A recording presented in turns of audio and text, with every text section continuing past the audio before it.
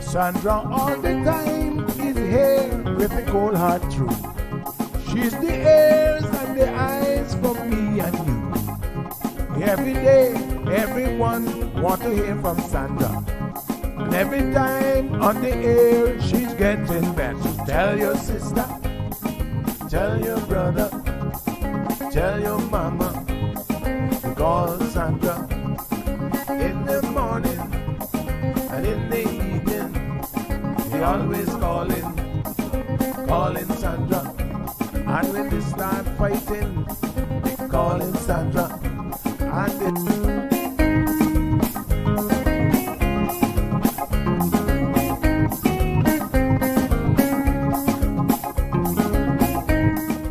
And That's right, folks. Everyone is telling their mama about the cold hard truth. Welcome to another episode with more truth telling, more problem solving, and of course, more tea spilling than ever before. Sit back, students, grab your tea and turn up the volume because class is now in session. Call in at 936-2626 because your voice matters. Share your opinion on issues that matter the most to you.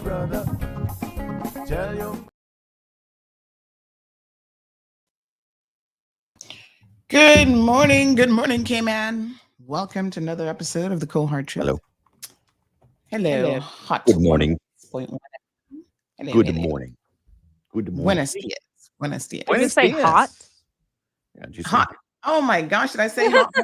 Oh my god. No, it's Kiss 106. Well, we can get you on next door if you like. No problem. Oh my goodness. It is hot out there, but Hey, your How's audience everybody going to the Jerk and Wing Fest, everybody good? which is coming up on June 22nd at Sandbar. Are you going, Sandy? Hello, Instagram world. Can she hear us? Yes, I can hear you. Oh, okay. I asked And- you if you were going to Jerk Fest. Oh, I didn't hear that. That's weird. You were talking over me. Jerk Fest is this weekend? June 22nd. No, June 22nd. Oh, we got plenty of time. 5 to 8 at Sandbar. Yeah. Come out for the best Why of not? wings. Yeah. Sandbar. Okay. Yeah. Mm-hmm. June Nice. 22nd, 5 to 8. Sarah Yep. said. For dinner. Come out for dinner. They're going to be jerking everything. Down, Yeah. Yes. down. Get a hot lunch. It's been a very successful event in the past. I'm sure this year will be no Get a hot supper. exception. Yeah, I think your connection is a little bit I see Body. you coming in and out. You're great though on this end. You were just frozen there for a bit. Uh-oh. No. Frozen again. Blake, Yes, can you hear me? I can hear you. Am I frozen? Oh, you He's messing. yeah, you keep freezing. That's what the problem is. 5, 4. No, 3, like 2, for 1, real, you're 3. freezing. All right, stand by. Here we go. I can tell when it's fake, you know. Oh my goodness. Blake he should have been a comedian in another life. Big news. I have some important news for you. Interesting news. It's Blake and Aaron's Spilling the Tea with Sandy. Cayman's top news headlines of the day from CMR. Hey, Sandy. Good morning. Hello. Good morning, Blake and Aaron. How are you guys doing? Good. What do you got for us? All right. So we have got the inquest. This is a bit of a sad story, but we're going to report it nonetheless. Inquest into Dr. Amber Martinez's fiery crash in 2022 was we found out that her Honda Fit was subject to a recall due to defective airbag. And unfortunately, they said the airbag had not been replaced. It was a vehicle that she had borrowed from her godfather. And she had no idea that there was a recall on the vehicle. Wow. Yes. So a factor, apparently. Very sad. Yeah.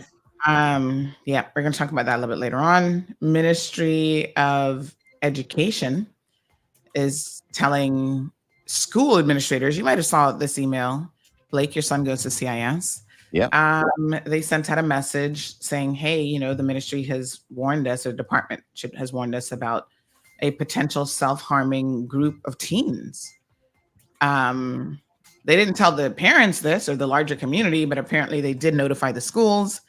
And so CIS sent out an email talking about mental health initiatives, especially in light of May being Mental Health Month. But all year long, there are resources available for parents and students who need that extra support. So please reach out. Now, the Panton Foundation has recently launched a kids helpline. Very, very resourceful website for teachers as well as students and everybody else. So please reach out if you are struggling with any sort of mental health issues. In Jamaica, they've banned Uber and InDrive. It's unfortunate, but they have done so. They've announced a 12-month ban with immediate effect on these types of ride-sharing transport services. Anything like Uber, 876 on the go apparently was one there, Ride Jamaica. And this is unfortunately after a teacher who used one of those services was reportedly kidnapped and murdered recently. Oh my God. So, yeah, pretty wild. Isn't there like a new type of Uber type thing here in Cayman? There's like an app. Yeah, there's an app. Yes. I have no clue how it's going because they did reach out to us for a little social media promotion, but I haven't heard much about it, so I'm not really sure how it's going. I think it's still the same price, though. Sorry? I think it's still the same price, though, as what, taxis? Oh, as a taxi? I think it's like they all follow the same guidelines. Oh. When you open the app, though, it seems like all the cars are in the same spot every time. So I don't know. Could be wrong. Yeah. Okay. I don't Maybe hear not a lot really. about Yeah. Security Center did a great thing back in the day where they would bring a scooter, put it in the back of your car, drive you home, and then take the scooter out. That was awesome. They don't do that anymore? No. So they would ride the scooter back? And yeah, because the scooter would fold up in a bag in the back of your car, and then they take it after they dropped you off. Yeah. Yeah. They get back to the scooter, and then, so you'd have your car at home and have a sober driver. Interesting. Okay. It was great. It's a good business model. Yeah. Yeah. I wonder why it didn't work. On the weekends. Yeah. I haven't heard anything about it. All right. Public Health has commenced its annual comprehensive school entry screening program for students entering government or private schools across the islands, including reception. So each year they offer dental, vision, and hearing, as well as growth and development screening, vaccination administration, free to all students, taking place in the various district health centers from the 3rd to the 27th of June. So contact Public Health for more information. Yeah. Very cool. Awesome. Is that it? That's what I got for you this morning. Yeah, nothing too nice. All right. Nice. There you go. Perfect. We will see you tomorrow for Thursday headlines. Okay. Goodbye. Yeah, you're frozen again. Goodbye. All right, what do you got coming up in the rundown next, Aaron? We're going to talk. All right. I'm assuming he said bye. See you tomorrow.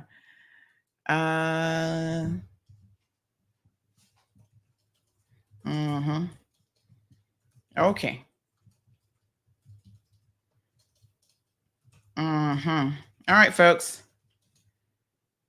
All right. Everybody good?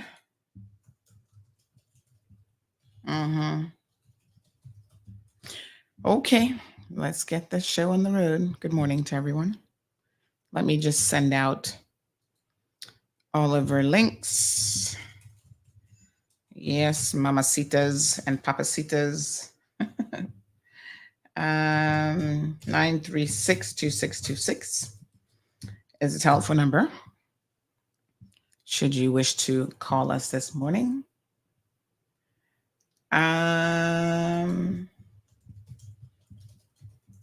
All right.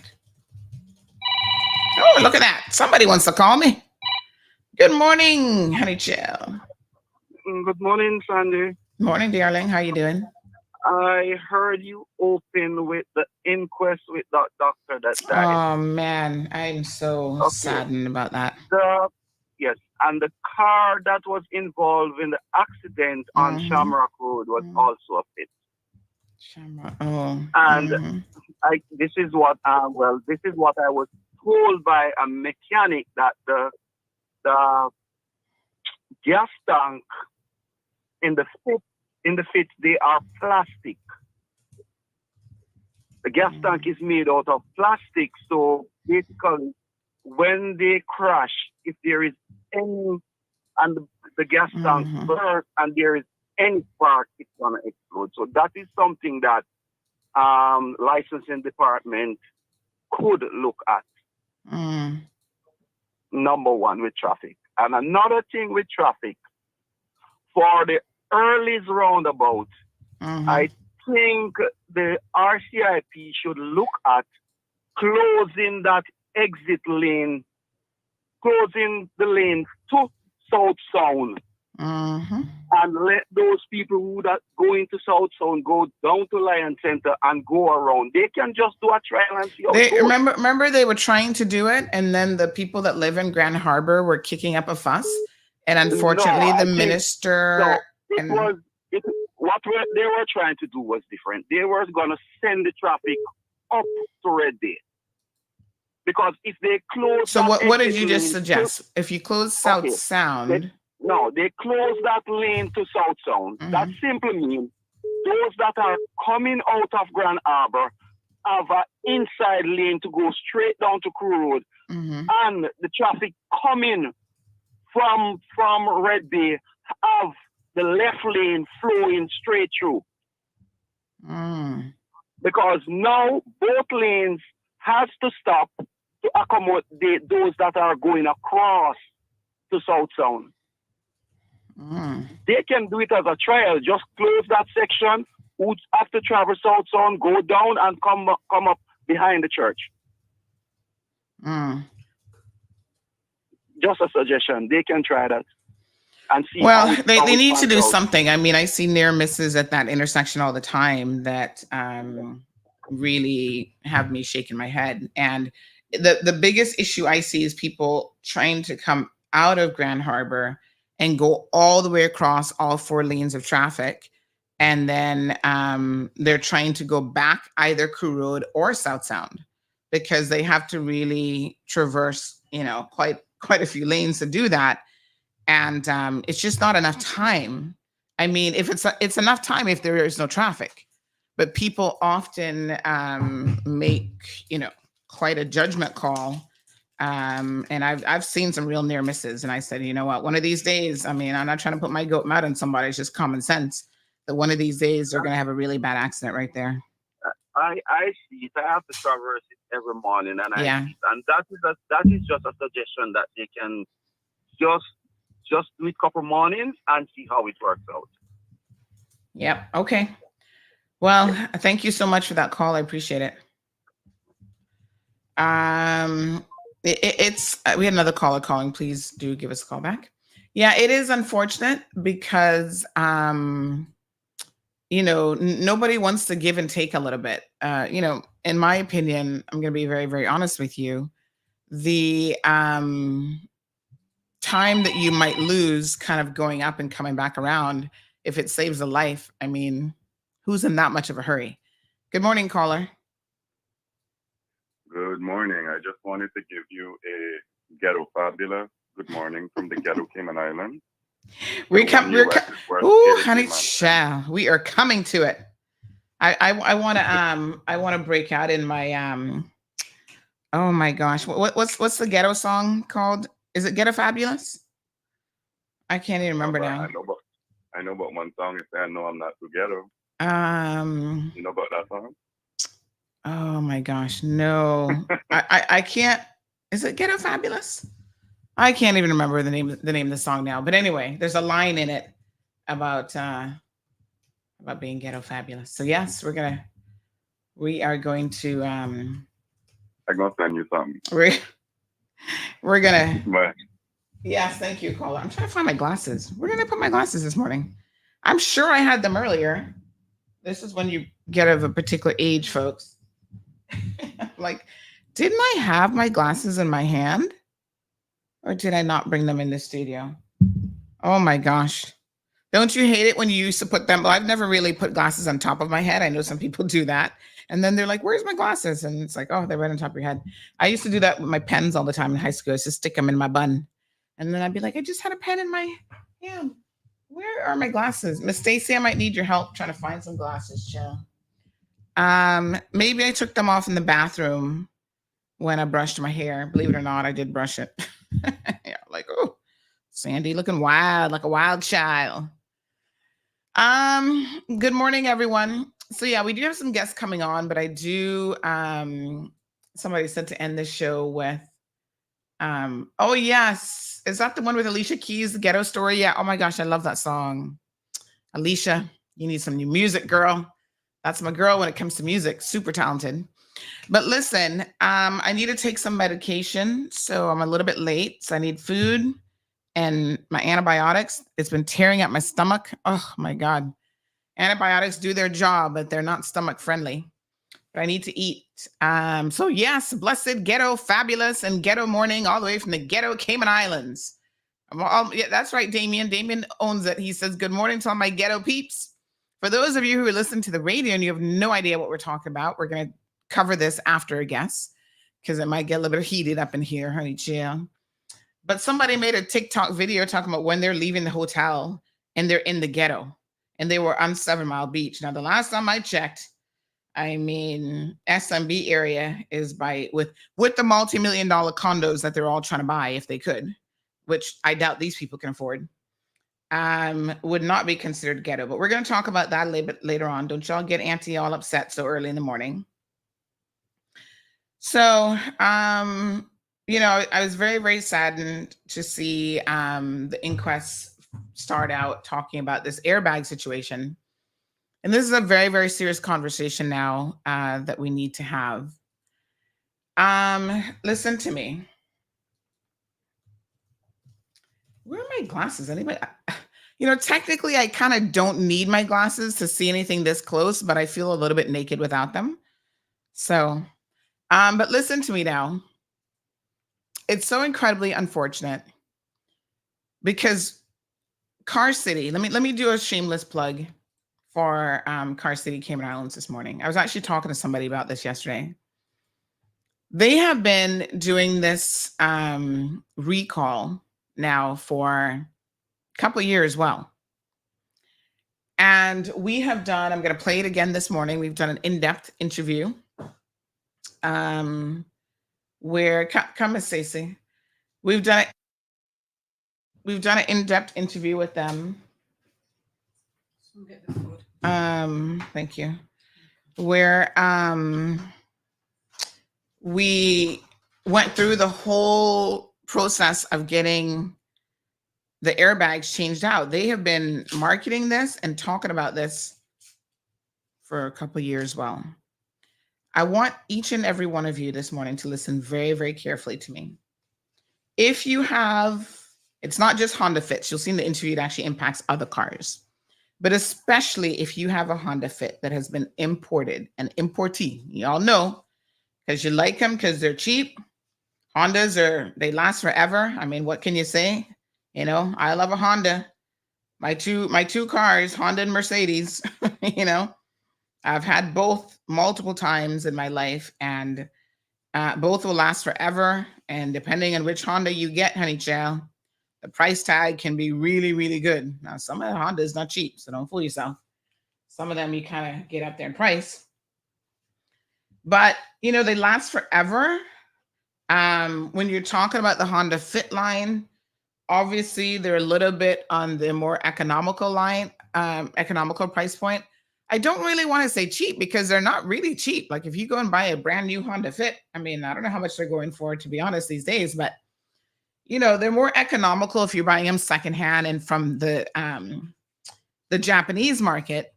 And there's a reason for that, because in their country, those vehicles are no longer able to be on their roads because Japan has very, very strict, controls on vehicles. So after a certain amount of years, I think it's like 3 years or something, you have to get that vehicle off the road. So somebody said a brand new Honda Fit is about $10,000. That's it. Wow, that is very economical. So a lot of people in Cayman drive them. And so it is no, oh, sorry. Oh my goodness. It is no wonder that a lot of the accidents that our people are involved in involve Honda Fits. It's a numbers game. Okay. So, you have more Honda Fits on the road, you're going to have more Honda Fits being involved in accidents. I don't know.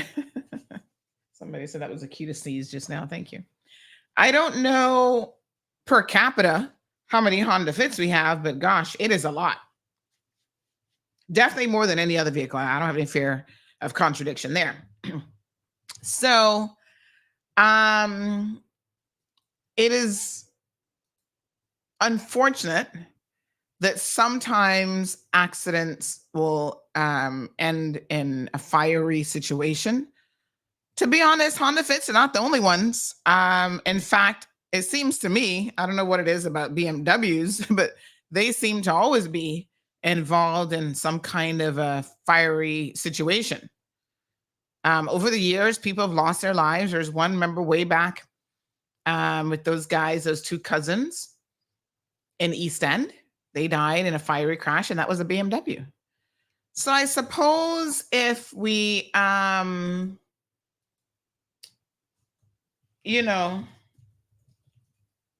if we look at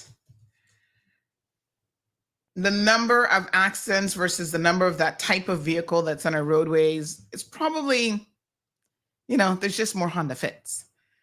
And I don't know why people are taking such chances driving these Hondas like they're bat out of hell.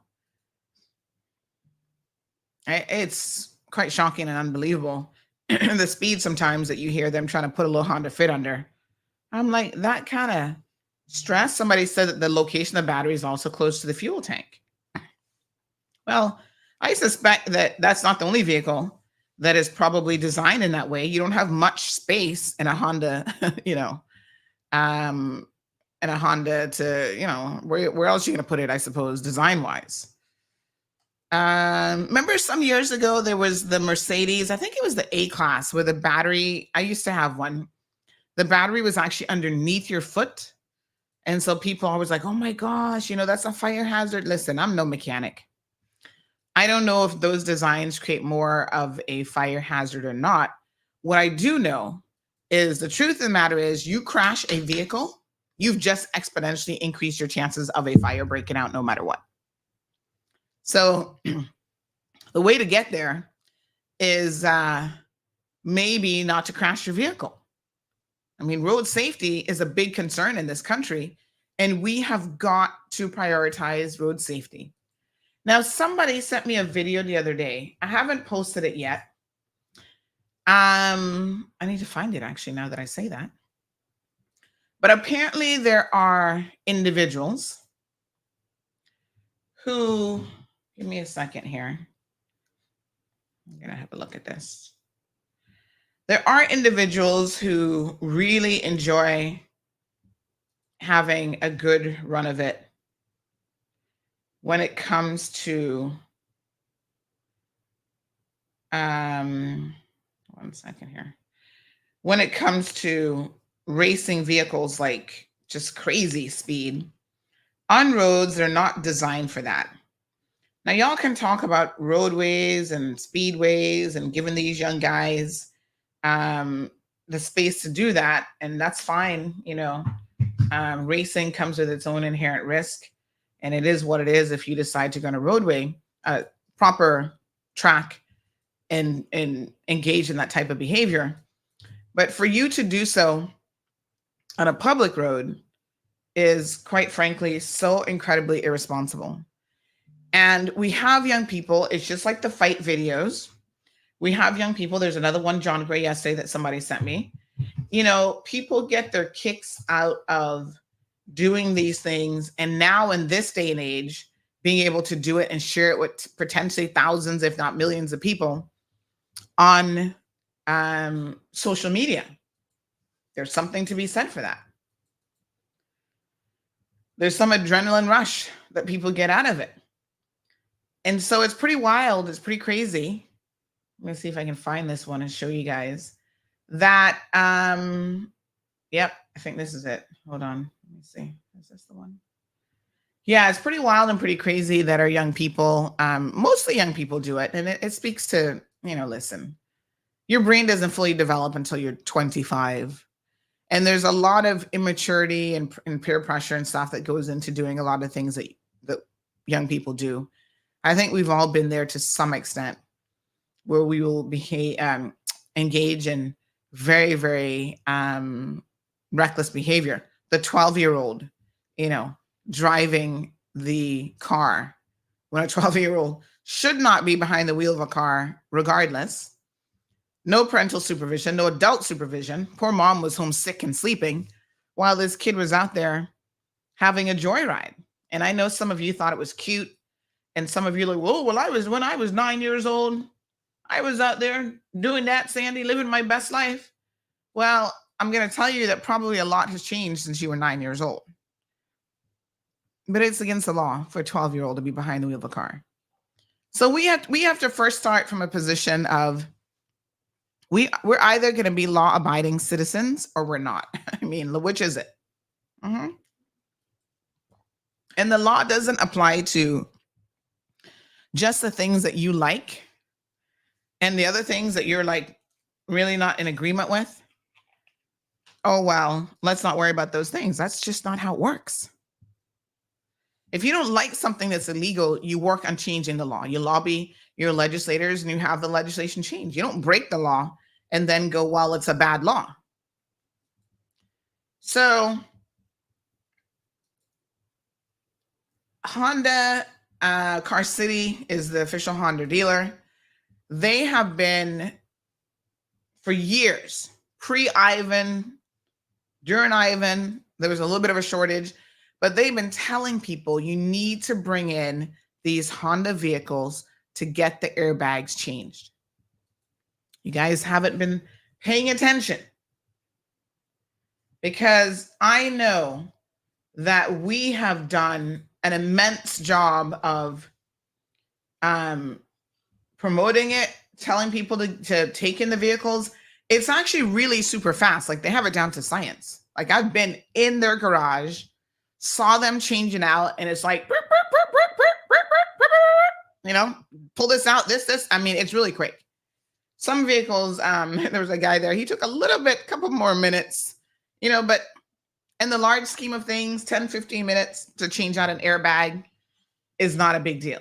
They will tell you based on your VIN number and details of the vehicle, they will actually tell you if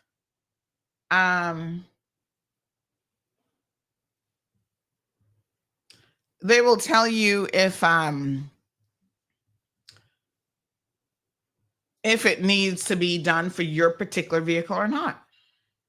So remember last week, I thought it was a little bit funny when I saw DVDL send out something about it, because like I said, this has been going on for years. I never saw DVDL post anything about this. And I saw Renee put up the story and I thought to myself, oh, DVDL is finally joining the party? Like literally they're joining the party when the party's like, you're about to turn the lights on and send everybody home. So it's a little bit strange. Come to find out, no coincidence, honey child. DVDL is aware that in this situation with, and literally just last week, they issue a recall notice and faulty Takata airbags. DVDL, where have you been? Let me tell you about government slackness now, okay? DVDL should have put this press release out about 3-4 years ago. The airbag has been, like I said, Car City has been doing it for years. But you know why DVDL is now on the bandwagon? Because Dr. Martinez's family, this is what I'm hearing through the grapevine, could potentially be suing the Cayman Islands government. Because their position, this is what I'm hearing through the grapevine, is that DVDL has neglected their duty when it comes to road safety for never, ever saying anything about the recall.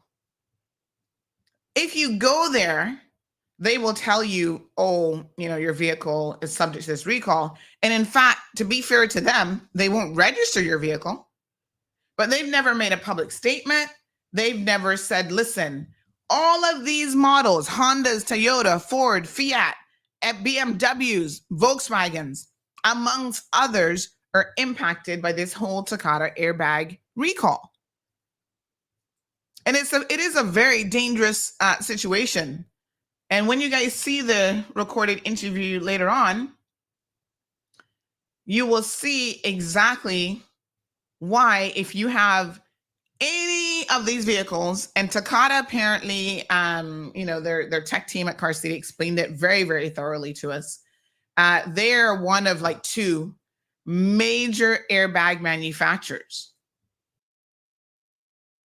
So most of your airbags in vehicles, the chances of it being made by Takata, and I think maybe one other company, is pretty high. That's why you've got to have your vehicle checked out. Easy, give them the VIN number and they'll tell you whether or not your car is impacted by this or not.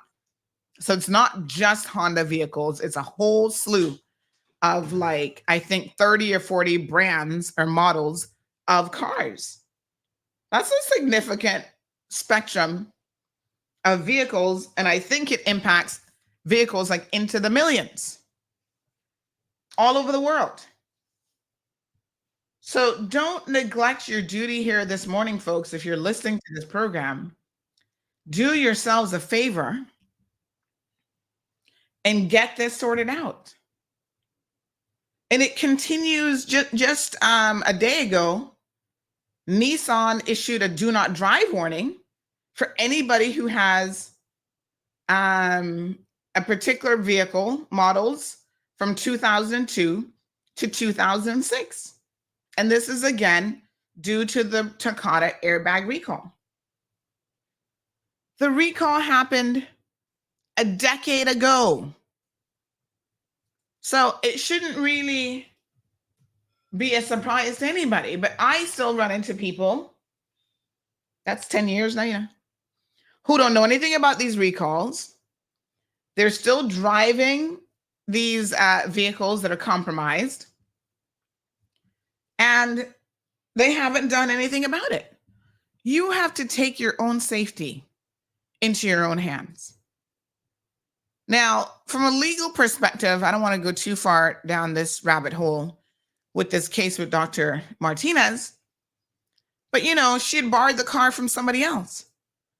Does somebody who loans you a car, whether they're your godfather or whoever, owe you an obligation, a legal obligation, to ensure that the vehicle that you are driving is safe and fit for purpose and has had things like a airbag replaced that should have been replaced? You can find yourself getting into a bit of a situation, folks, when you loan people stuff, cars, equipment to drive, things to use that are not in the tip-top shape, safety. Things just happen. I'll leave that for you all to think about some of the implications there. So if you drive a Nissan now, honey child, please note that they have issued a do not drive warning for older vehicles, 2002 to 2006, but a lot of these are still in the roadway, saying that these Takata airbags can actually explode, and the explosion can kill you. millions of US cars, 6 days ago it was announced, still have these deadly Takata airbags. So it's not just the Japanese importees that you need to be aware of.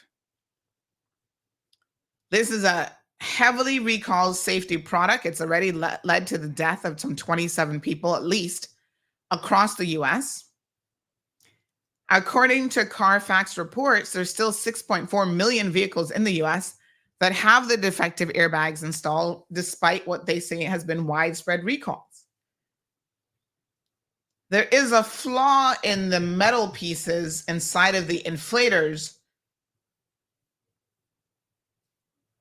which causes them to explode outward when the safety feature is deployed. Over 400 people have been injured in the US alone, and at least 27 persons have lost their lives. If you have an older vehicle, folks, listen to me very carefully now. All you need to do, contact your dealer. Car City represents a whole bunch of brands. Honda is, when it comes to, this issue in particular, they have not spared any expense. You'll see in the interview, they've said to Car City, listen, we don't care that they didn't buy it from you guys as a dealer. We don't care if it came from Japan, Botswana, doesn't matter. We're going to send you, and I think they've changed maybe even thousands of airbags by now. I don't know. We are going to send you all of the airbags that you need. Just make customers, you can't make them, encourage customers to come in and have their airbags replaced. There are people who've gone in with this attitude, oh man, I don't have time for this. I'll come back. Licensing department, like, hey, we're not going to license your vehicle. Infinity vehicles, Nissan Pathfinders, Nissan Sentras, all sorts of vehicles. Right? You've got to take it serious now. It's not a joke when a coroner's inquest says that an airbag played a critical role in somebody's demise, or was even a factor.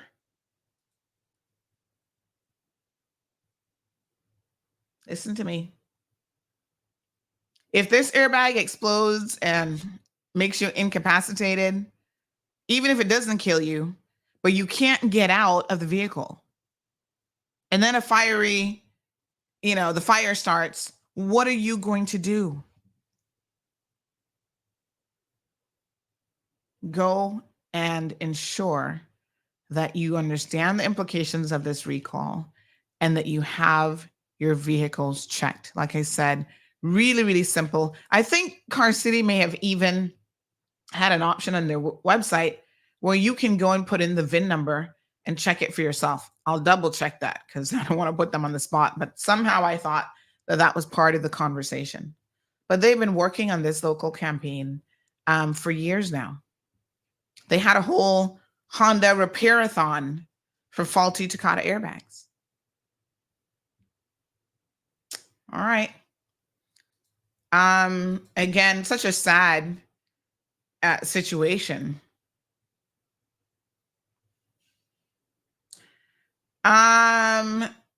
Kasha says that one benefit, I see our guest here, I'm coming to you, sir. One benefit of purchasing a car from an authorized dealer is the notification of recalls. However, this mass import of cheap cars from Japan puts an added layer of not knowing. It's buyer beware. Well, it is buyer beware. And yes, if you have a vehicle that you purchased directly from the dealer, they have your contact information, unless it's changed, obviously. They have your VIN numbers. So any sort of a situation, they can tell you and inform you about immediately. So this is why you've got to be aware. Listen, more so than ever at this point in history, we have an amazing opportunity to know everything almost that is going on when it comes to a lot of consumer products and recalls, right? So a lot of you, I'm just going to finish this and then bring our guests on. a lot of you have been circulating to me the recall of the cinnamon and hold on one second. Did you guys see this one? It's cinnamon and ginger recall, the dry seasoning. And so we reached out to Foster's, largest grocery store chain on the island, and we inquired. And they said that after verifying the specifics of this was a recall in the UK. This was not something that was impacting any of their products here. So this is not a worry. I mean, I don't know about the other grocery stores, but I can only speak. And I would think the other grocery stores would check their products, but Foster's has definitely said this recall does not impact them. So it was the Badia grounded cinnamon powder and ginger. The Department of Agriculture in the UK had issued some warnings over it after they found that it contained lead. And, obviously lead can be poisonous. So this was something that just came out a couple of days ago. So any of our UK friends, go check out the details on this if you have this in your cupboards. But the information is so readily available. Anthony says that there was a Tesla recall. Couple just did a recall on seatbelts. I'll look up some of the details on that. Tesla's always doing recalls, actually. They did one, I think we reported on this a couple months ago. It was a total recall. They recalled every single Tesla vehicle.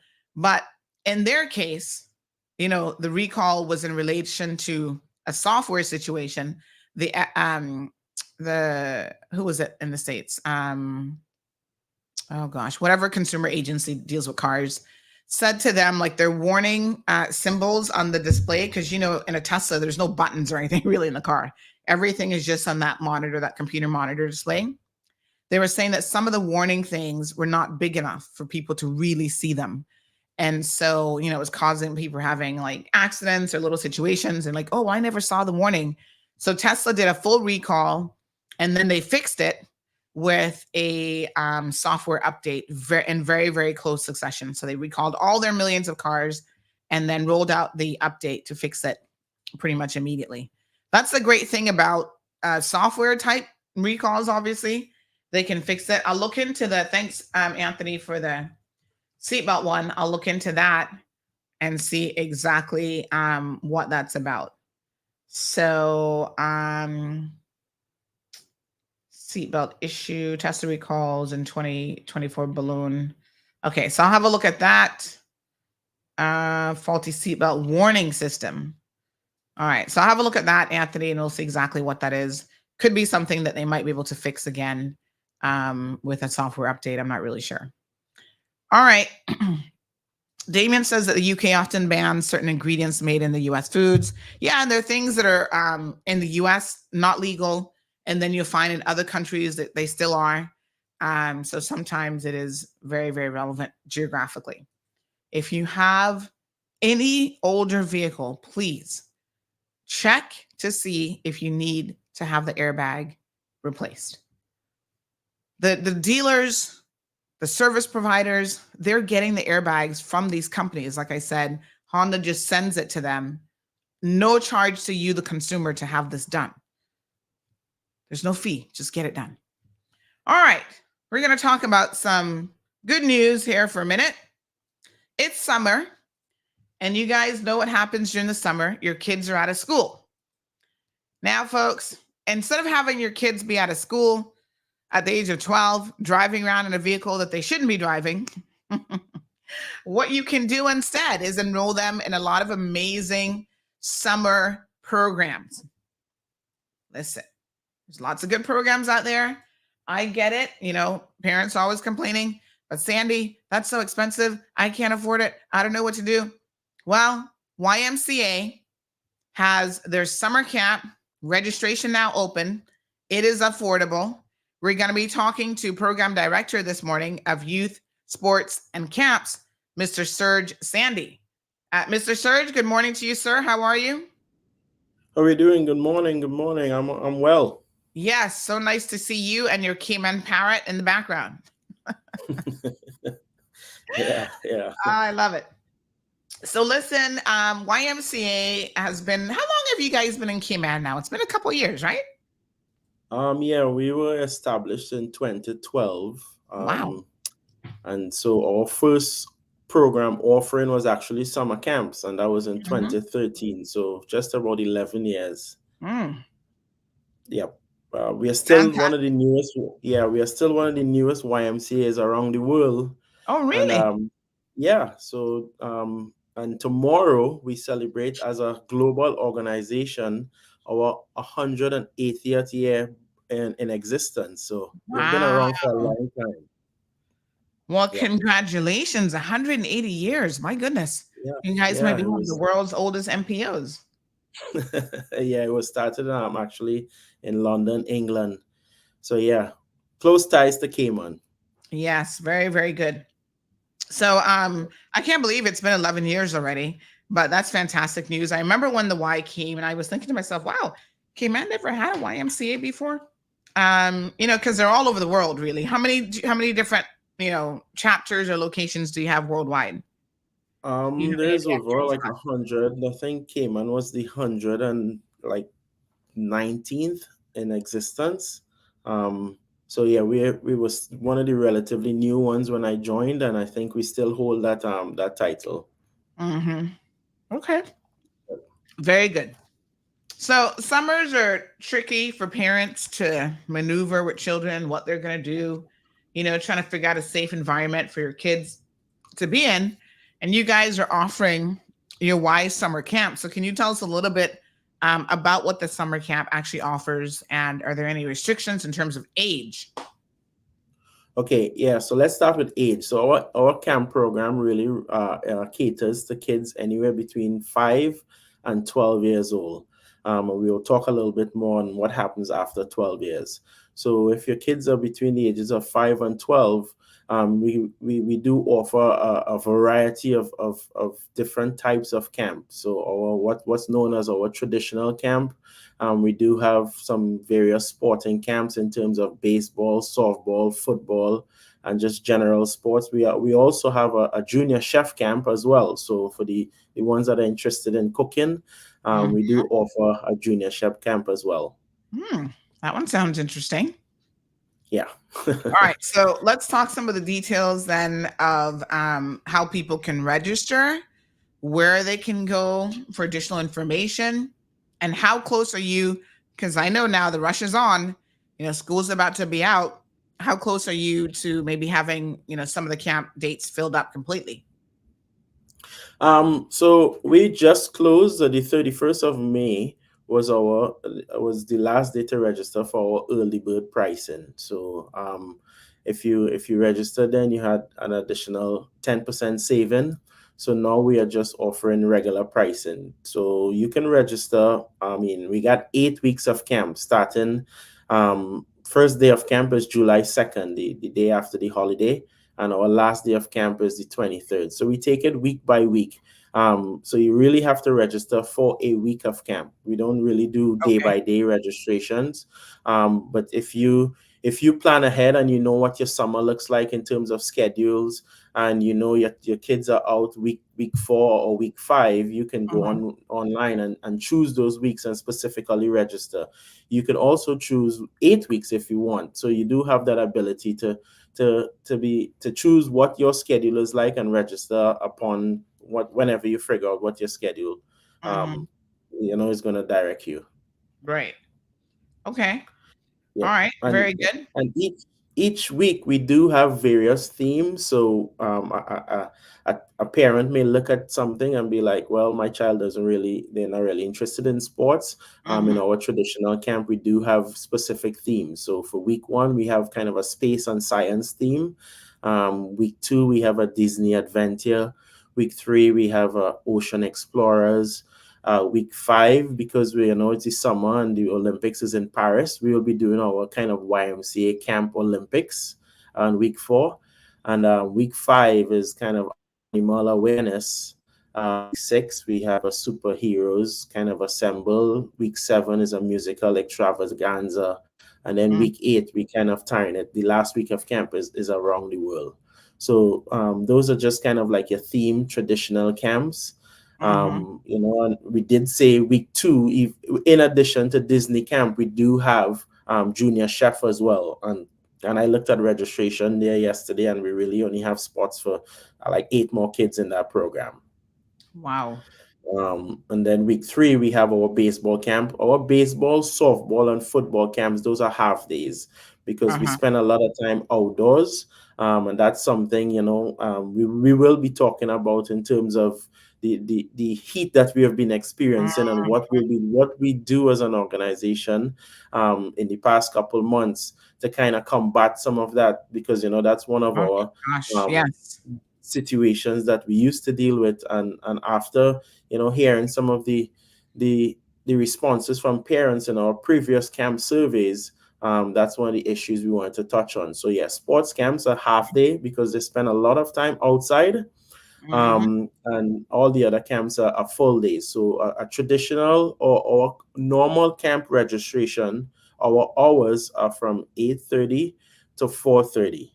So that overall, let's say for a 5-day week, is $285. That gets you can drop off as early as 8:30 and pick up as late as 4:30. We do have extended hours. So for an additional $35, you can drop off your kids as early as 7:45 and pick them up as late as 5:15. Wonderful. I love it. And so parents, you can go, I'll send this link in the comment section. Let me just grab it here. You can see the screen up about all the different camp options, and you can go ahead and right online, you can register right here. So it gives you details. Week 1, this is the Y Day Summer Camp, for example. And then it'll say July 2nd through the 5th, and all the details are here. 8 hours. Point to be noted, the variance in week 1 price is because that's a short week. That's just a 4-day week. So we just prorate the price. Hence the variation. All right. So so quite a bit of information here. There's a rope challenge course, arts and crafts, sports and activities. And as camps go, the pricing is very, very reasonable, I must say. A lot of parents, complain about not having the financial resources.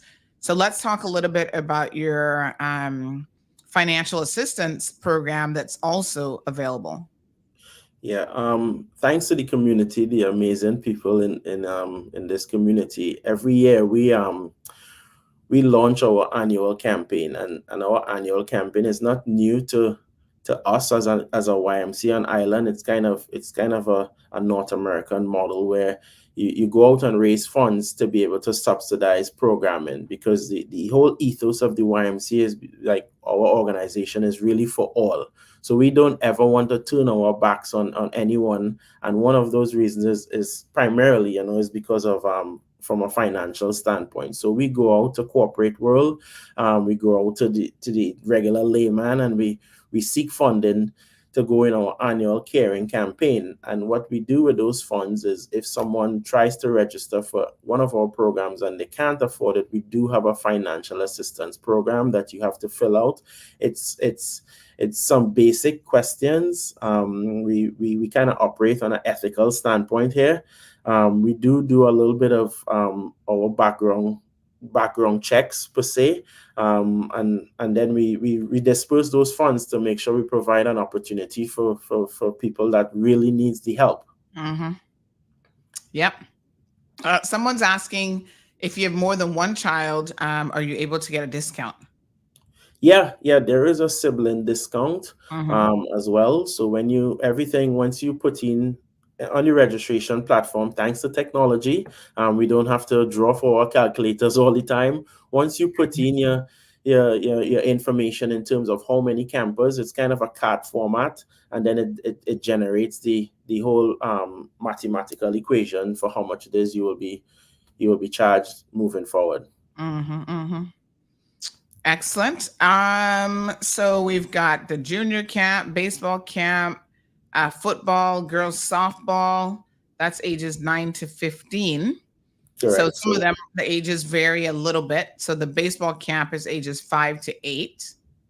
So they have 2 baseball camps. So what they do is they run one portion in the morning and then one portion in the afternoon. Right. So the older kids.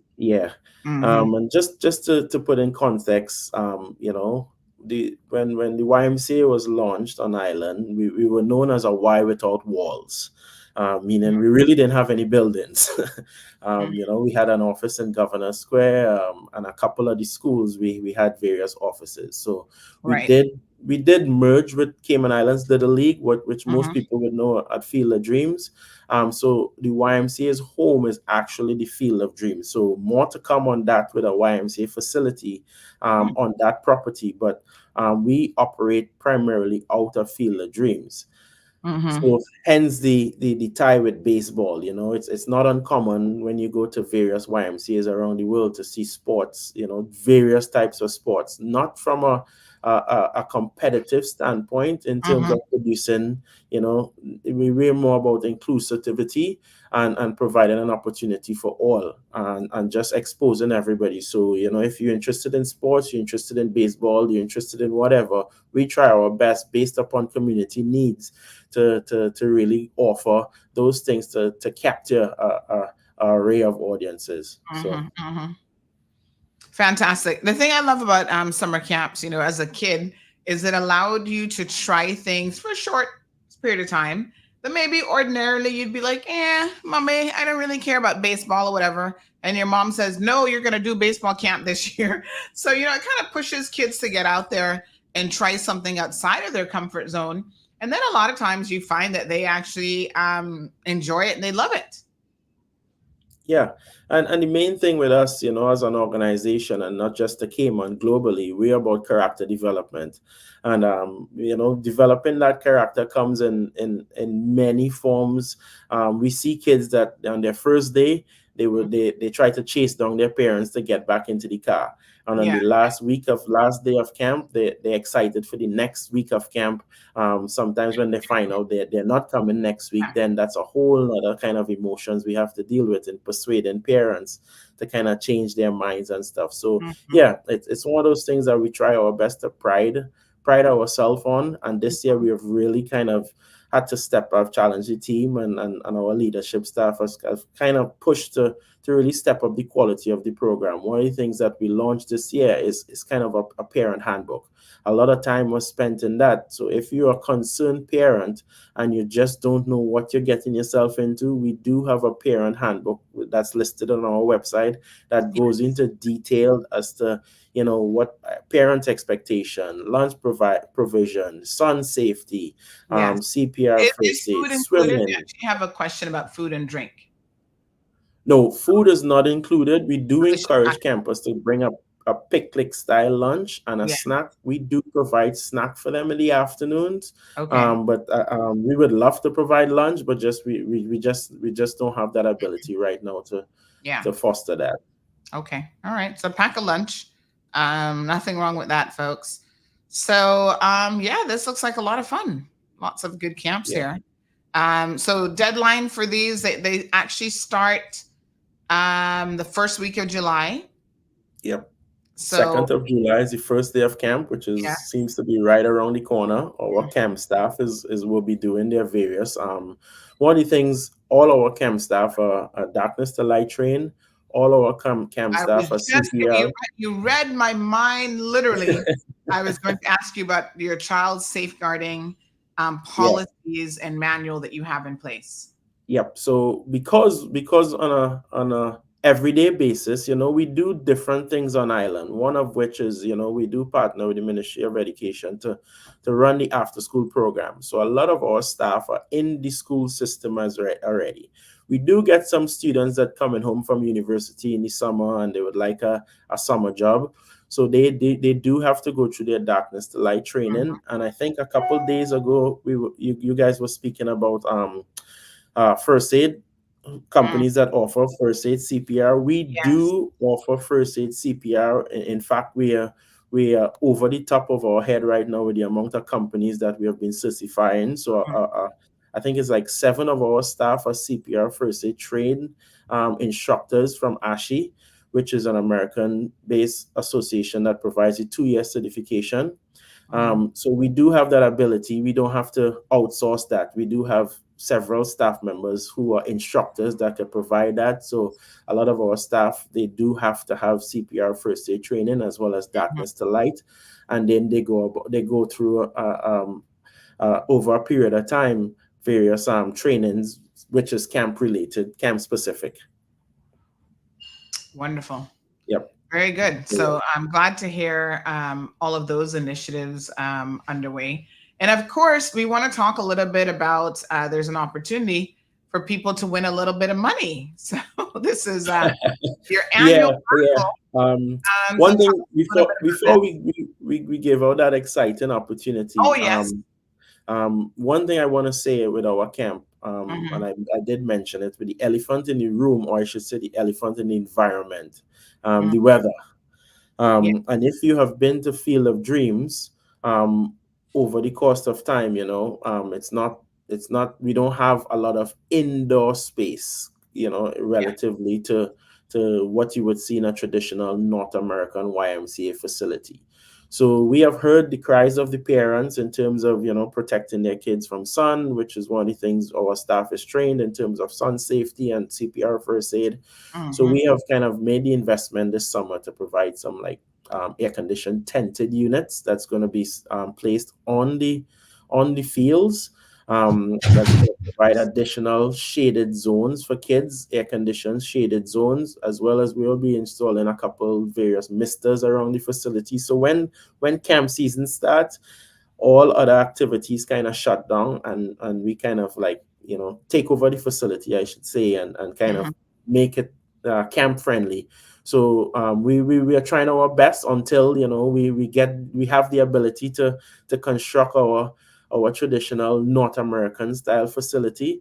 So that's one of the adjustments we have made this summer to make sure we are really taking care of the health of kids from if we can get a little bit of rain like we did in the last 24, 48 hours, that always helps, But swimming is also another activities that we use heavily, more so recreational swimming. So we do have qualified lifeguards. We do have, like I say, staff that are capable around water.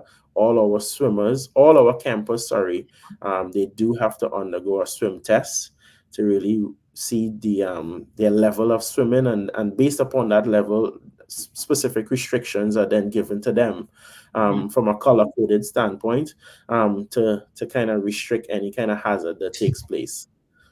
Yeah, and thank you so much, Ms. Morna. She's reminding me that I'd forgotten to send out the WhatsApp link to the show. I just did it. Somebody else messaged me as well. So thank you so much for that reminder. So yes, I must tell you that was it last year? I think it was last year, or maybe even the year before.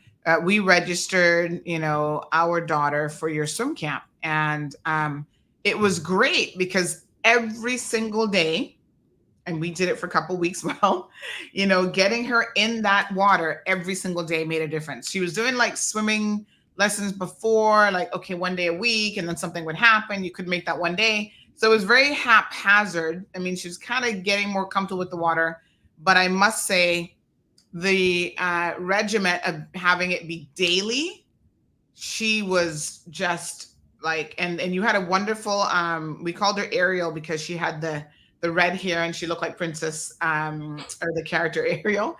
But really great personality from your staff who were in the pool with them and really teaching them, how to swim. And she got excited at the end of it. Like you said, she really wanted to go to swimming. So thank you so much for that. I was a little bit disappointed that you weren't doing that one this year because I would have put her back in. Yeah. Some of those things too is the staff that you have that could provide the swim lessons. Unfortunately, right now we don't have a swim specific instructor. So it's not uncommon. Most Olympic swimmers from the US and stuff, they start a lot of their swimming from the YMCA. And a lot of those things we do right now, we do have communal space that's a shared space, and sometimes times limited in what we can offer and when we could offer it. We just had to do some reservation for the pool in the summer. And if they do have a booking system now where you can go online and see the calendar. It's just that there's just so much going on, which is great, but then there's limited space. So you just kind of have to work with what you have and work with various organizations, because at the end of the day, we're all trying to provide the same opportunity, a safe space for kids and an opportunity for them to have fun. Wonderful. Yep. All right, folks. So in light of that, and I think this question next is a good question. Shaka Zulu is asking, what are the goals of the Y in regards to future facility development, full gym, computer lab, etc.? We're going to talk about some of your fundraising efforts also. And big shout out to this parent. They said, good morning. My boys attended the YMCA after school program in Red Bay. They had a great time and staff were amazing. They also did a few camps as well. Very well run program. So that's fantastic. So let's talk a little bit now, Mr. Serge, about your raffle. And it sounds like it's quite a big one. It's a youth baseball and softball annual raffle. People can purchase tickets for this. And what do you use the funds for as well? So to answer your question, we use the funds again, right back, the ethos of an MPO, right? All the funds get injected right back into the program, which the more you have is the more quality programming you could offer. So this is not new. Yes, the lump sum is in its second year, but the Cayman Islands Little League Association has always ran their raffle. It used to be 10,000 was the winning first prize. And we last year, one of our senior leaders got creative and was like, hey, why don't we do this? And everybody kind of looked around and be like, what? So we did it last year. We offered 100,000. There was one winner. And this year we kind of got a little bit more creative. And we are offering, in addition to the first prize, 100,000, we are offering a second and a third prize. There's also a seller's fee. It was nice last year that one of the participants of the program was standing outside of an establishment last year and sold the winning ticket. So that individual, we have in the past 3 years, we have started taking the baseball team to a tournament in Bahamas. So they actually leave in a couple of weeks, and then they have started going to a tournament in Florida as well. So we want to make sure we're providing that opportunity for them, in addition to, utilizing sports to benefit from an academic standpoint, opening up their eyes as to what could be out there. I benefited from that in terms of, university and sports as well. So we kind of, the team of the baseball and softball unit, they pride themselves in what they do in terms of offering quality programming. So if you this is the saying, you don't have a chance if you don't have a ticket. The drawing for that raffle is this Saturday, the 8th. They still have a couple of tickets. You can buy those tickets online, or if you're old school and you would like a physical ticket in your hand right away, you can go to Field of Dreams to buy those tickets. And as a matter of fact, I think today, the team will be in Camana Bay, around where the local market is. So they will have like a booth there, and they will have physical tickets where if you can purchase. So one ticket is $100, and that's your chance to win 100,000 for first prize, second prize 25,000, or third prize 10,000. Well, I right now ticket, so I need to come and get my ticket, I think. Yeah. Everybody has a plan what they will do, right? So yes, trust me. So you still have a couple days to do it. So I know we have had a couple calls that, is this a hoax? Is this a scam? No, it's not a scam. This is our second year offering it. There's also footage of the individual that won last year with his big check and smiling faces. So yeah, definitely that could be you. So, I'm counting on it. So grand prize, folks, $100,000, second prize $25,000, third prize $10,000, all good prize money, and the seller actually walks away with a little $2,500 in their pocket as well. So get your raffle tickets. Funds are gonna be used to support the YMCA youth baseball and softball programs and families, and those families who are in need of financial support. So this is really, really fantastic. And the price is right, folks. Yeah. I'm gonna give you at least one ticket, and I got my eyes on the big prize. Yeah. I got plans.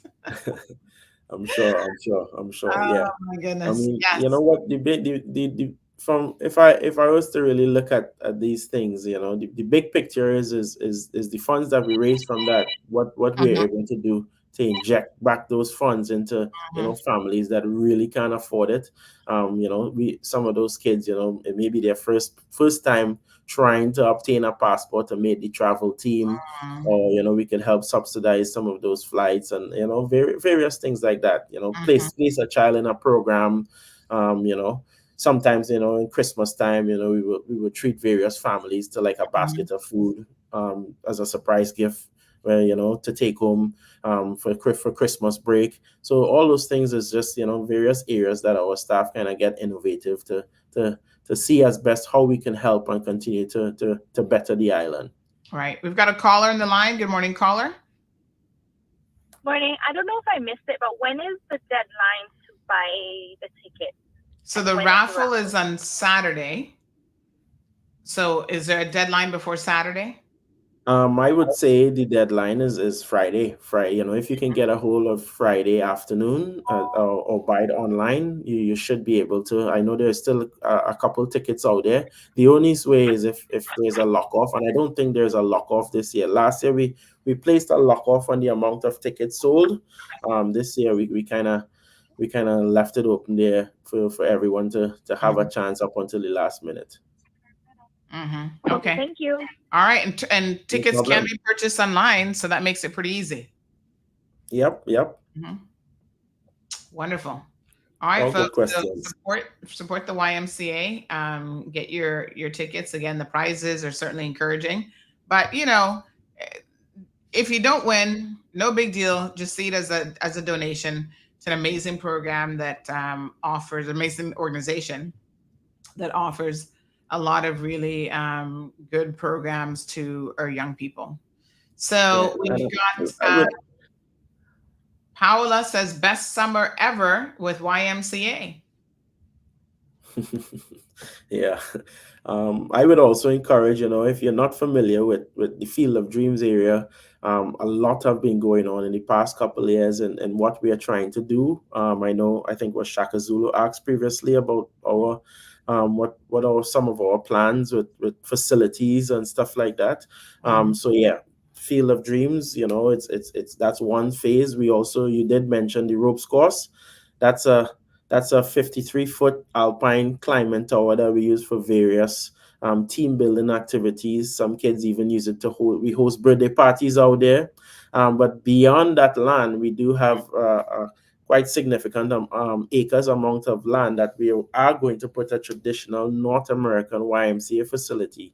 So our board and our leadership team have been in talks the past couple months, just kind of like starting to brainstorm and have a strategic plan in terms of what that facility is going to look like, what it is we want to offer. We did do a survey on island as to what are some of the programs that are in need. So we do have some of that data that we are going to use to kind of which influence what we're going to put in the facility, and it's one of the things that a lot of our staff is excited about, because they're going to be part. If you're on the team, you're going to be part of a first on island, and this is just for paving a legacy for future generations to come to be able to utilize these kind of spaces. It's one of those deals where the more you have is the more that you could encourage negative behaviors, negative thinking and things to do. Kids are crying out for additional areas of social environments for them to be able to stay off the streets and contribute in society. So it's an exciting time for us. Stay tuned for more when we launch some of that. I know our CEO is behind that, and he has a lot of experience with building YMCAs in the USA. So we want to make sure when it's done right, and it's done correct, and it's here for a while. Beautiful. All right, folks. And how can people generally reach out to you if they have any questions about your YMCA programs? Maybe you've got people who are listening who would like to volunteer to work with the organization. Yeah. How can they get more information? So on our website, which is ymcacayman.ky, there's a career section that kind of tells you what openings we have currently, but there's also a volunteer section. So all that goes to our HR department, and they do their necessary, checks, balances, checking out. And then it's some people say, hey, I like to volunteer. Volunteering is a very broad word.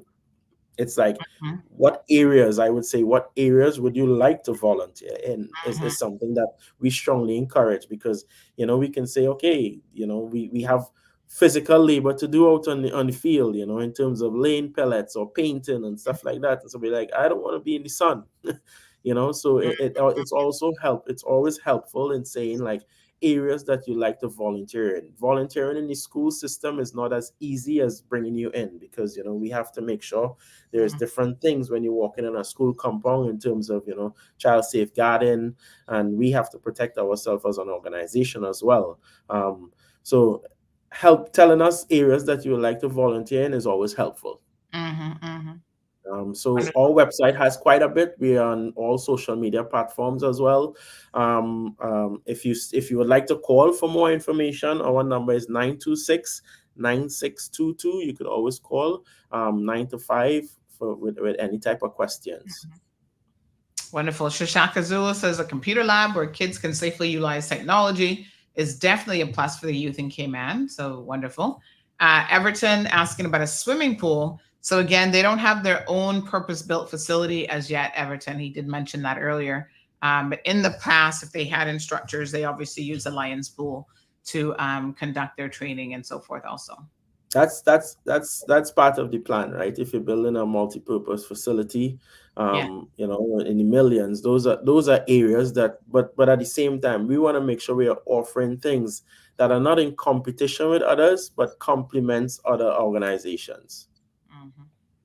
Exactly. And all right, and we have it in good authority that the BRAC is going to be getting a $50 million plus school soon. So, they have a pool and professional kitchen and all sorts of stuff for your BRAC. Yeah, we do offer programs in the BRAC as well, after school programming. So from time to time, we do have, we do have staff that are stationed in the BRAC, and we do have staff that go over there from time to time to do trainings and to visit sites and stuff. So wonderful. Thank you. Appreciate it. No problem. All right, Mr. Serge, have a good one. Have a good one. Take care. Thank you again. Really appreciate it. So get your raffle tickets, folks. Parents, check out the summer camp programs. Registration now open. Prices starting at $285 per week. The first week, a little bit of a shorter. It's only a 4-day week, so it's only $228. And then they've got the young junior chef camp, baseball camps for varying ages, sports camp, the general summer camp, football and girls football. So go and check out those options. Looks like a lot of fun. Ropes challenge, arts and crafts, sporting activities, recreational swimming, age-appropriate recreational swimming. So a couple really amazing options there. Ages 5 to 12. There you go. All right, folks. Good stuff. Everybody good? Everybody feeling good? All righty. Let's continue our morning discussion. So I took my medication, send out the links, going through my little mental checklist here. Eating my food, because you got to eat it with these antibiotics. Thank you, Miss Stacy.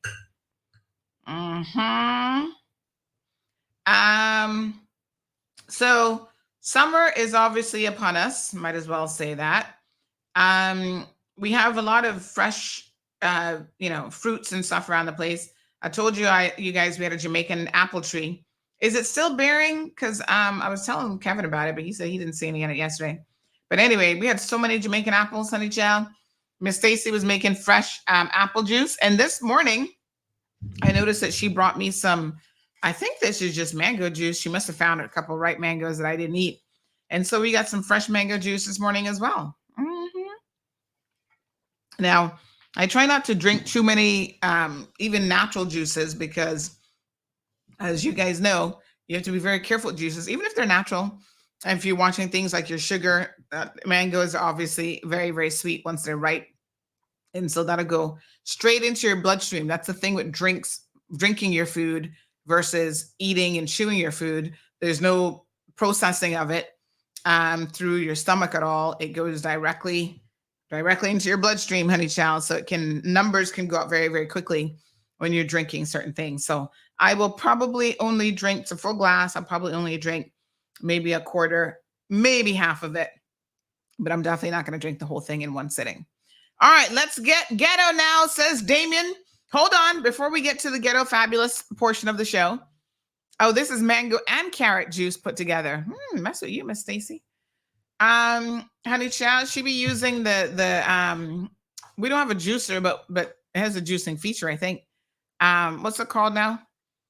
The what's the thing called? The blender. She be using that more than me, honey child, because I don't use it none at all. All right. Somebody says, play my song. I don't want to get us blocked because you know what happens?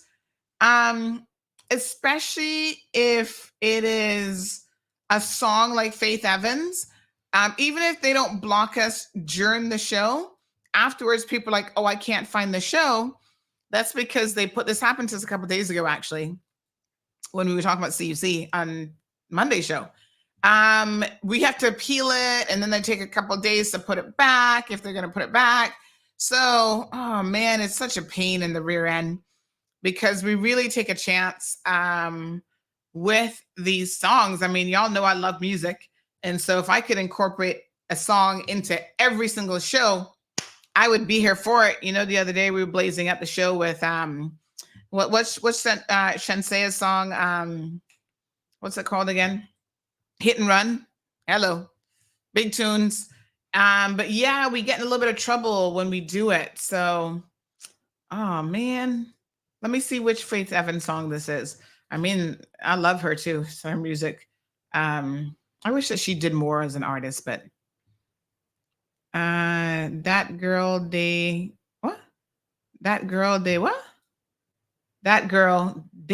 Girl Shelly Ann.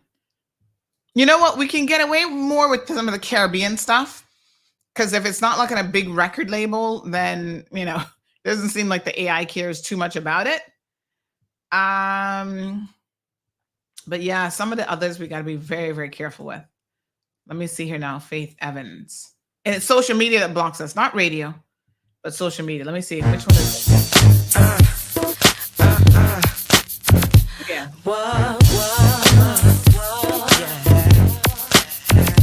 I know it's not too ghetto. I know it's not too ghetto. I said I know it's not too ghetto. All right. Well, let's talk ghetto. So, there are these people, Americans. I don't mean to pick on Americans, Brits, or Canadians, but sometimes y'all are so special that I do have to kind of shake my head and go, what is wrong with you people? I don't know what to say. Now, listen, I lived in the United States of America. Y'all are special at times. And it really depends on where you're from sometimes. Although Karens run the gamut, child. They're in every city, every nook and cranny, every hole in the wall, ghettofied and not ghettofied. They are all over the place in America.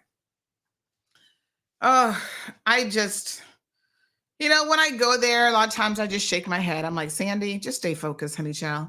You are here to shop and run out of America real quick. Part of my heart will always be there.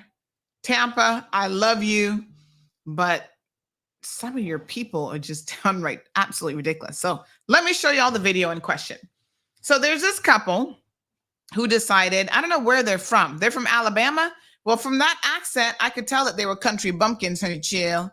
They got a real country accent. Now, there's nothing wrong with country people. In fact, I love me a good country man with some boots and everything. And his little country hat and some little Alan Jackson music. We're going to sit on the front porch and tap our foot. But some country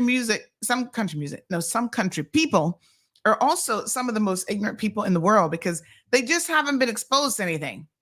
But that's also true of city folks. So it's just lack of exposure and knowledge, and they just ain't got no sense. Damien says, "Sweet home Alabama." You understand what I'm saying, honey child? Okay, we're gonna put on our southern accent this morning. So listen to these folks, watch these folks, and then of course they blew up. I don't even know what are their names, what's their social media handle. They blew up for being rude and thinking that they were being funny, talking about Cayman is so ghetto. You can leave our ghetto island, you know. We're not gonna be too bothered. Trust and believe. So let's watch the video in question, folks. So they don't say anything. It just says, and then later on they come up with an excuse where they're gonna blame the song. So they're gonna blame, oh, you know, I just like this song. So it's a TikTok video. What's her name? Jamie? Is that Jamie Turner? It says, when you leave the 5-star resort, and I want to know what 5-star resort they were staying in. I'm not trying to judge people, but I'm trying to judge people. I mean, looking at the two of them, they don't really look like 5-star resort kind of material to me. I could be wrong. Maybe the 5-star resort was having a special for the weekend, and the special is more like 2-star special rates. Because y'all want me to believe that these are the people staying at where? Which 5-star resorts we got? The Ritz and the Kimpton? Honey child, I doubt that that's where you were staying. 5-star? I don't think so, Bobo. Y'all don't look like you can afford it. I'm just saying. I'm going to judge the book by the cover. Since y'all calling us ghetto, we're going to go there. So here they are in their car. Again, don't look like no luxury car to me, based on the roofing and whatever. And they say, when you leave the 5-star resort, and then here she is looking at, looks like they're passing Cayman Bay. So the back of the building there in the video is actually passing Cayman Bay. So this is like right in front of the entrance there to go like Foster's. So this is the back of Galleria. Yes, Galleria Plaza. I don't know what in that area would be considered ghetto. To be fair, if they had taken footage of, oh, somebody says it was in a taxi. Oh, they're so 5-star, they're driving around in a taxi? Oh, okay. If they had taken footage of that derelict building there, what's it called? The one that used to be the hotel? They need to tear that down. That's an eyesore. If they were taking footage of that, I could get why they would say, when you leave the 5-star hotel, because that looks ghetto. I mean, let's be honest. I think, is that Dart owned or is that still in litigation? I don't know who's still fighting over that, but by all means, somebody needs to tear that down because that does look ghetto. That does make the environment look horrible, and that's an eyesore. The back of Galleria? What am I missing here? I mean, maybe they were taking some pot shots at what's the name of the place there that never opens? The arts and crafts store that has been mistreating their staff. Maybe they were taking some pot shots at them because, you know, they're ghetto for how they treat people, not for any other reason. But where were they staying? They were staying at the the old Hyatt. Yes, thank you. Dart, and they will renovate. Yeah, so I think Dart hasn't done much with it yet because it's been in litigation and they're fighting people and people are fighting them and whatever to try and buy smart. Yes, buy smart is ghetto, not because of how they look, but because of how they act and the fact that they don't want to treat staff properly. That's what makes you ghetto. You see, you can look a particular way and not be ghetto at all. Ghetto is defined, in my opinion, by your actions and your stink attitude. So if you want to know who's ghetto in this video, it's not Galleria Plaza, it's the two of you. So they show footage of Galleria Plaza and looking around with a stink face. And then they show the little air freshener cans in the vehicle down on the floor. And I guess that's supposed to be ghetto as well. So they thought that this was funny.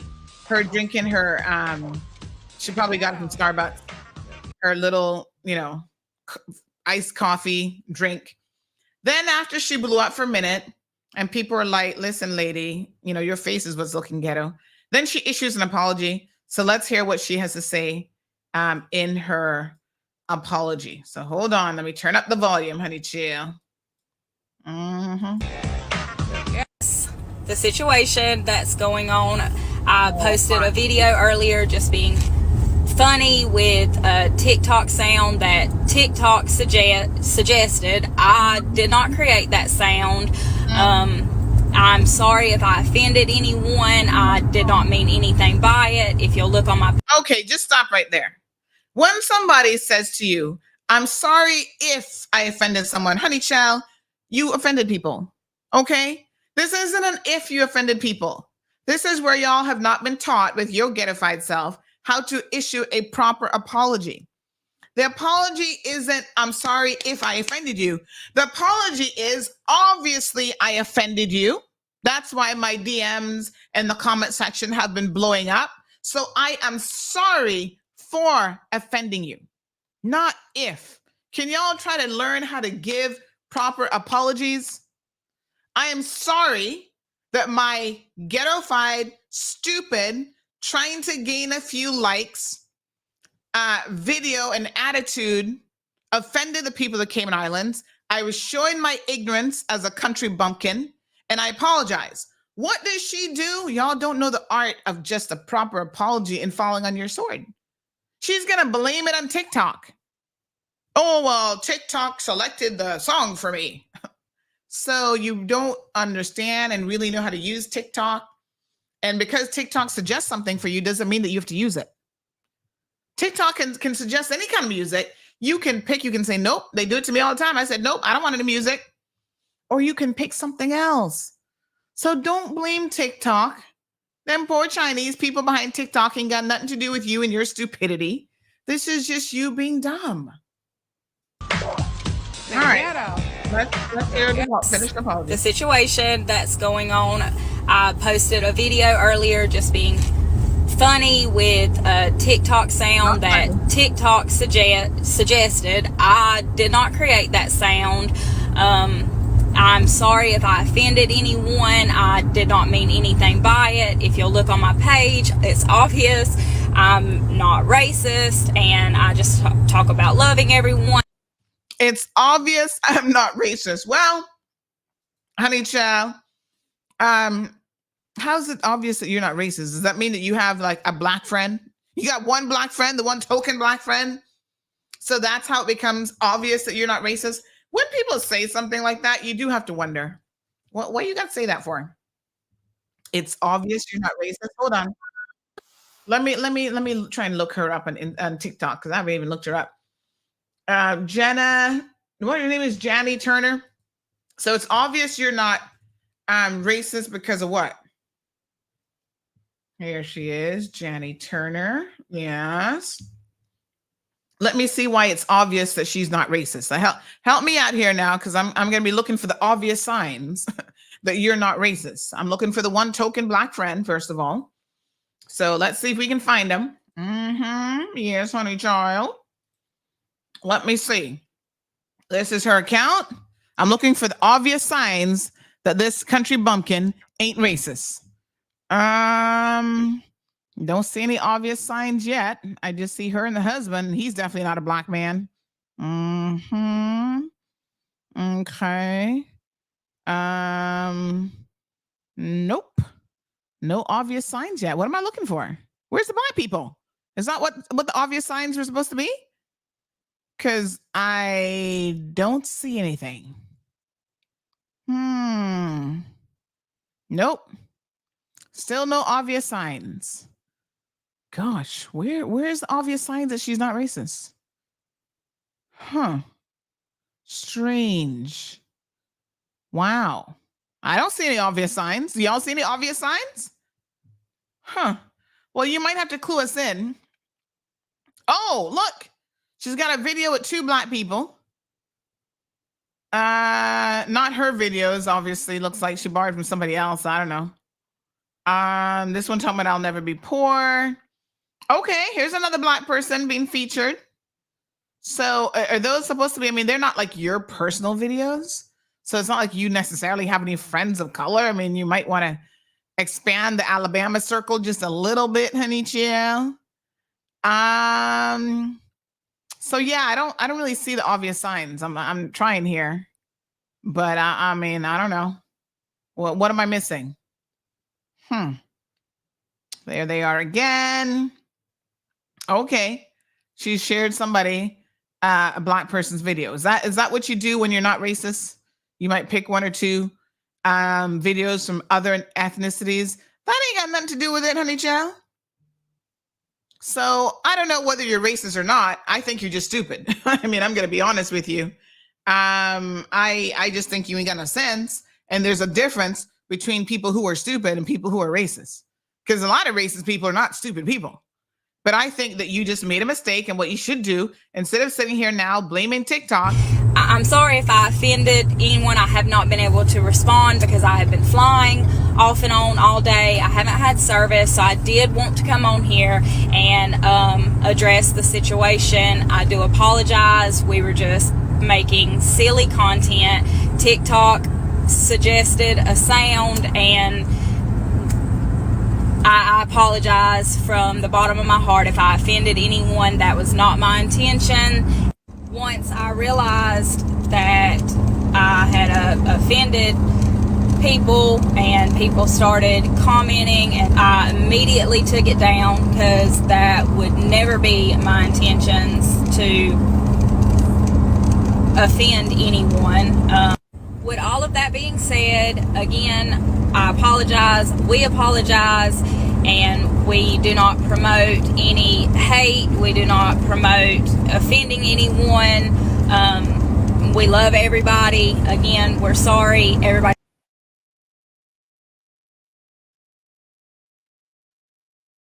That apology was wanting. No accountability. Thank you, Liana. No effort. You kept talking about, I'm sorry if I offended. Honey child, this isn't a question of if. You obviously offended people. And you knew that you offended people. So what's the issue?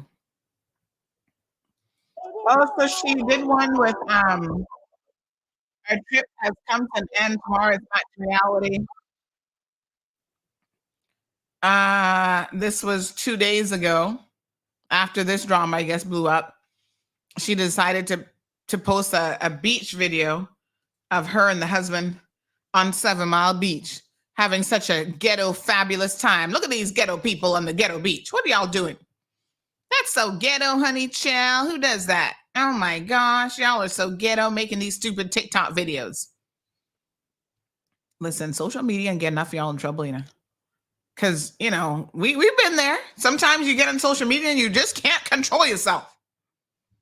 Well, all I can tell you is there comes a point in time when you really need to just, you know, just admit it. Just come to terms with what you've done. You've offended people. There's no two ways about it. Now here's our post video after 2 days of traveling because of flight delays.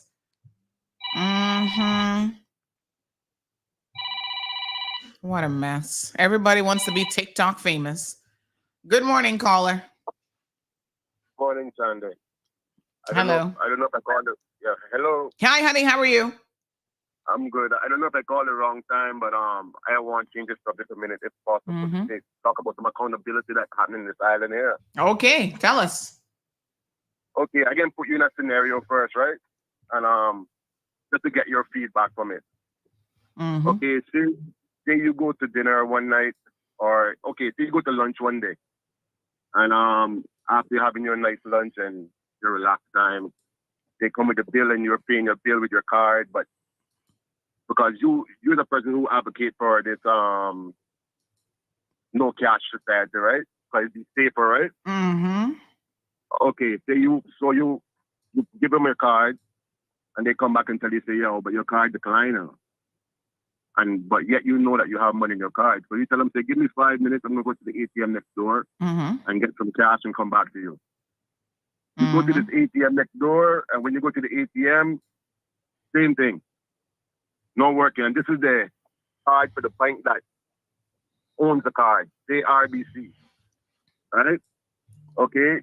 So you say something is wrong with the telecom system, right? So you tell the person, the people know you at the restaurant, so they give you the chance the benefit of the doubt to get this thing right. So you go to the bank. When you put your card into the bank machine, it does the same thing. So you go to the customer service and you say, hey, is there something going on with the system because my card isn't connecting? Mm-hmm. Then at that time, they're going to tell you, we no longer use them cards no more, so we cut off all of them. So, but nobody gave you an email, nobody gave you a prompt, no nothing. So you have a card that is no longer being used by your bank and they didn't notify you? And it expires in 2026.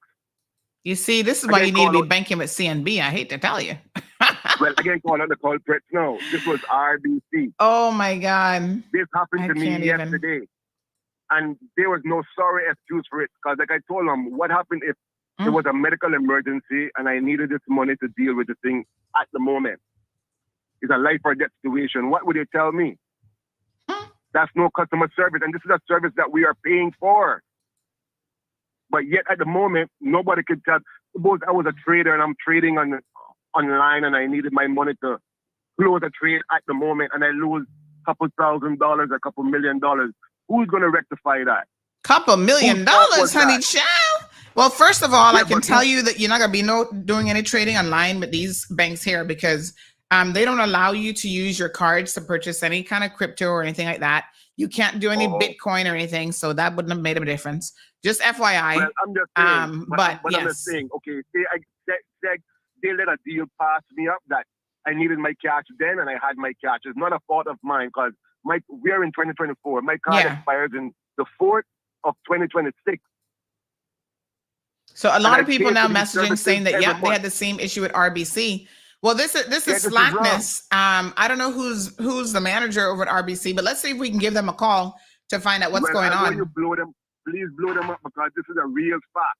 Thank you so much. Yeah, several people just said the same thing happened to them. I mean, I've never, thanks for highlighting it because I've never heard of such a thing before. But I keep telling y'all, when you deal with these Cracker Jack organizations, you're going to get Cracker Jack service.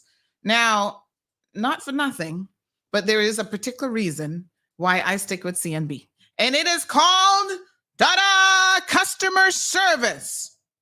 CNB is going to answer the phone. They're going to respond to messages. If there's a problem with your card. See, I was thinking maybe they had blocked it because CNB will block my card for security reasons. But you know what? They're going to email me and they're going to call. And a couple times I've missed the email. And I'm like, oh man, I know I got money in the account, but it's declining it.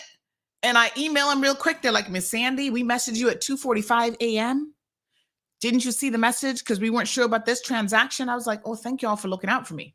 RBC, what is this all about? No announcements? Let's check their social media pages. Because you know what some of these banks do? Companies in general.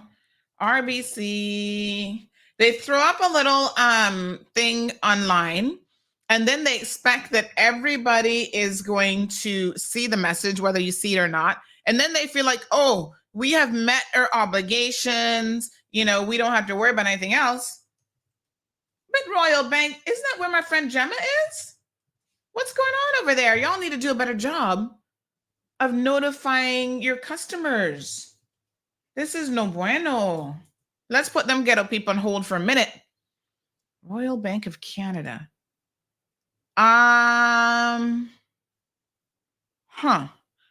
RBC. Let me see here now. Is this the Cayman one? Because sometimes they have different, I don't see nothing here from them. Okay. Posts, pages. I don't see anything. What's going on? Let me see. I can't even find their social media page, to be honest. What am I missing here? Royal Bank. All I ever see Royal Bank post is community events, says one person. All right, so here's RBC. Yes, okay, so this would be them. 2 hours ago, says if you're new to Canada, they don't have a Cayman page.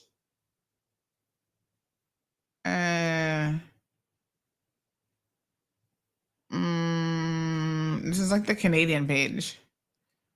That ain't got nothing to do with us. Where's the local page? There's not an RBC Cayman? All right, let me keep looking. Hold on. That was the one that she shared to her page. I was thinking that was a local branch, but it's not. Where's their local page? All right, I don't see it. If you have it, send me the link. So I can't say that there is still looking. Well, I don't see any notifications. So shall we give them a call this morning to see what their story is? Because you can't change out cards and what? You didn't send anybody an email, you didn't call your clients, you didn't notify people, you didn't do a story. Nothing. That kind of doesn't sound right. Do they even have a local number? Hold on. Customer service, Cayman Islands. Let's see. RBC phone, contact us by phone, by email. These are all overseas numbers listed on the website for RBC Caribbean. Nope, I just want a local number. You don't even get a landing page for Cayman? I mean, what's up with that? Nothing for the Cayman Islands? Anybody? RBC in the Caribbean. Let's see. Okay.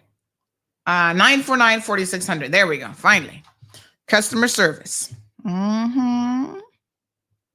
Let's see if we can reach a manager this morning. This kind of customer service is not acceptable. I got to tell you the truth.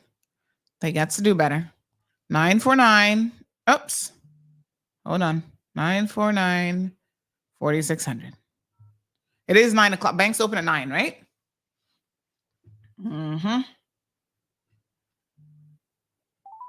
Thank you for calling Somebody said Royal Bank and people sound like swamp people. Please be advised that this call may be recorded for quality monitoring. Yes, that's what we're going to say when they answer the phone. Please be advised that this call is being recorded. Options have changed. Please choose one of the following options. We got another caller. Hold on, honey, Jaya. Hello, caller. Good morning. Hi. Good morning. For credit card and merchant inquiries, press 2. I know you're on the air talking about these wonderful wonderful bank service that they're providing or not providing. Actually, let me you're talking over the automated thing, so just hold on one second. Hold on, we're gonna try and get a customer service person on the phone. Press 8. Good luck. What were the options? Who do I press for customer service? Let me just try pressing 0. I'm sorry. That was an invalid response. Okay. Please try again. All right. Press 1 for online and mobile banking inquiries, press 1. No. For credit card and merchant inquiries, press 2. For loans, mortgages, and investment inquiries, press 3. For account transactions, ATM card, and other business inquiries, press 4. For branch hours and addresses, press 5. For collections, press 6. For all other inquiries, press 0. But I pressed 0 and it said that was invalid. 8. Well, it's invalid. Press number 4. I did press 0. Now, Annie said that I'm sorry. That was an invalid response. How can you tell me it's invalid when you told me to press 0? For online and mobile banking inquiries, press number 4. Number 4? For credit card and merchant inquiries, number 4. Press 2. For loans, what was number 4? And investment inquiries, press 3. For account transactions, I'm pressing it. Nothing's happening. Card and other business inquiries, press 4. For branch hours and addresses, press 5. For collections, press 6. For all other inquiries, press 0. To repeat this menu, press 8. I keep pressing 0. The phone automated phone service is like the internal bank service. Dismal and sad and I'm sorry. That was an invalid response. What do you mean invalid? You told me to press 4. For online and mobile banking inquiries, press 1. 1. For credit card and merchant inquiries, press 2. 1, For loans, 2, and investment 3, press 4. 3. For account Anybody? ATM card, Hashtag 5.0. Press 411 911. Anybody? Press 5. For collections, press 6. For I bet you if I press collection, somebody answer. 0. To repeat this menu, press I'm 8. pressing everything and nobody's. Let me press 6. Collections. I owe you some money. Will you answer then? I'm sorry. Lord Jesus. That was an invalid response. No, Please sir. try again. I'm pressing. For online and mobile banking, I am literally press 1. pressing every button. I gotta hang up on them. Hold on, caller. 2. I'm done with them. Cha. Oh shoot! Did I hang up on the other caller as well? Hold on. Let me call them back because I'm telling y'all. I keep pressing all these numbers and nothing's happening. Thank you for calling RBC Royal Bank and RBC Finco. Okay, let me press 4 right now. Please be advised. Listen carefully as our menu options have changed. Please choose one of the following options. Okay. For online and mobile banking inquiries, press 1. All right, hold on, caller. I gotta come back to you in a second. Press 2. For loans, mortgages, and investment inquiries, press 3. For account transactions, ATM card, and other business inquiries, press 4. For branch hours for faster service, please have your account number available. Maybe it was Thank confused. you for calling the RBC Client Advice Center. You may experience longer than normal wait times. Why? We apologize for any inconvenience. Why is it longer than normal? It's 9:17 in the morning. You may wish to complete your transaction using our online or mobile banking application.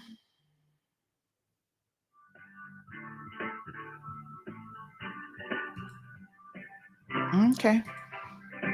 I don't know why it's longer than normal because ain't nobody calling this time of morning. I'm just saying. A mess.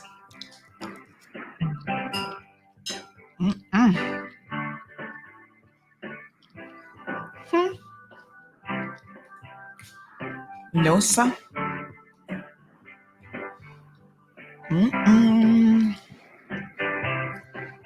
9:18 in the morning. Who's calling them that it would be such a long queue? Your number's 0 and 9, and we're still not going to answer you.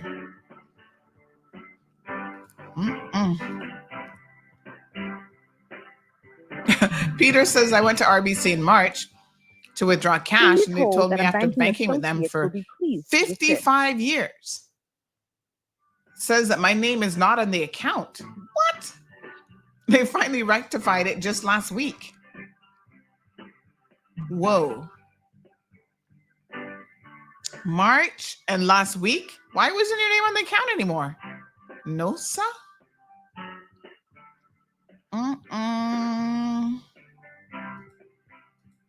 Okay, let's keep talking while they decide to answer the phone.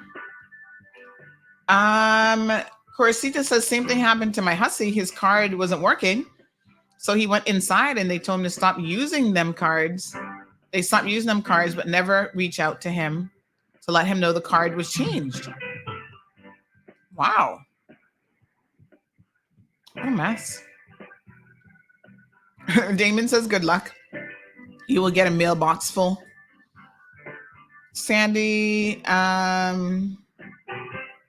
she's not worth the time that you're spending on her right now. She doesn't represent the U.S. Let it go. Pleased to assist. True. That's our little country bumpkin over there.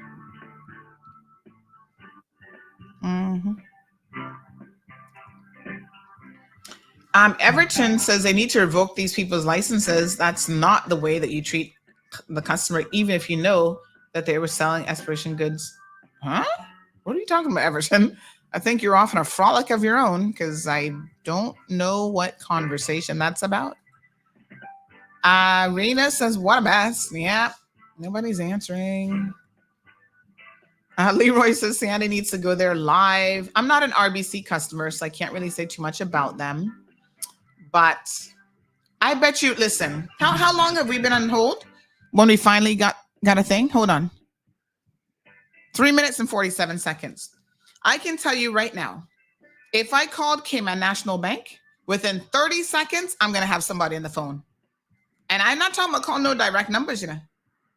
Y'all want to put now over 4 minutes. You want to try it? I bet you CNB would never have me on hold for 4 minutes. Do y'all really doubt me about CNB and their customer service? Let's hang out. Nobody at Royal Bank answering this phone today. I'm sorry, but 9:21 in the morning. Y'all are not that busy. The bank is literally just opening. Somebody says RBC is the real ghetto. Okay, 4:24. We'll make him go to 5 minutes and then I'm hanging up. I'm not waiting for nobody in no 5 minutes. Banking associates will be pleased to assist. Mm-hmm. All right, 5:40, 4:40, 20 seconds left. The real ghetto experience. They can answer at 4:49. Watch, 4 minutes and 49 seconds. Nope, 4:50. Hello? Anybody there? Hello? Hello? Nope. Over 5 minutes. All right, let's call CNB. What's CNB's main number now? 40 CNB 4500. Is it 949 4500 or no 8300? No, 4655. My apologies.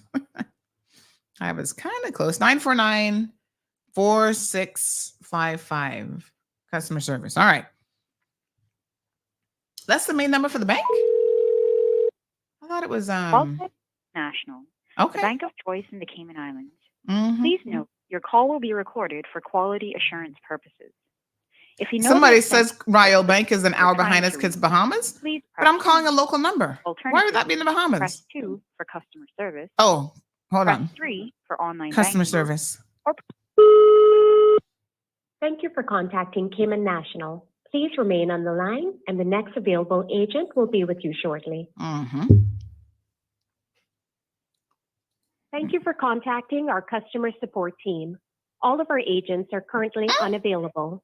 Please continue to hold, or if more convenient, What time does the bank please open? send us an email at cnb@caymannational.com. Is it 9:30 or 9 for assistance. o'clock? Thank you for choosing Cayman National. Thank you.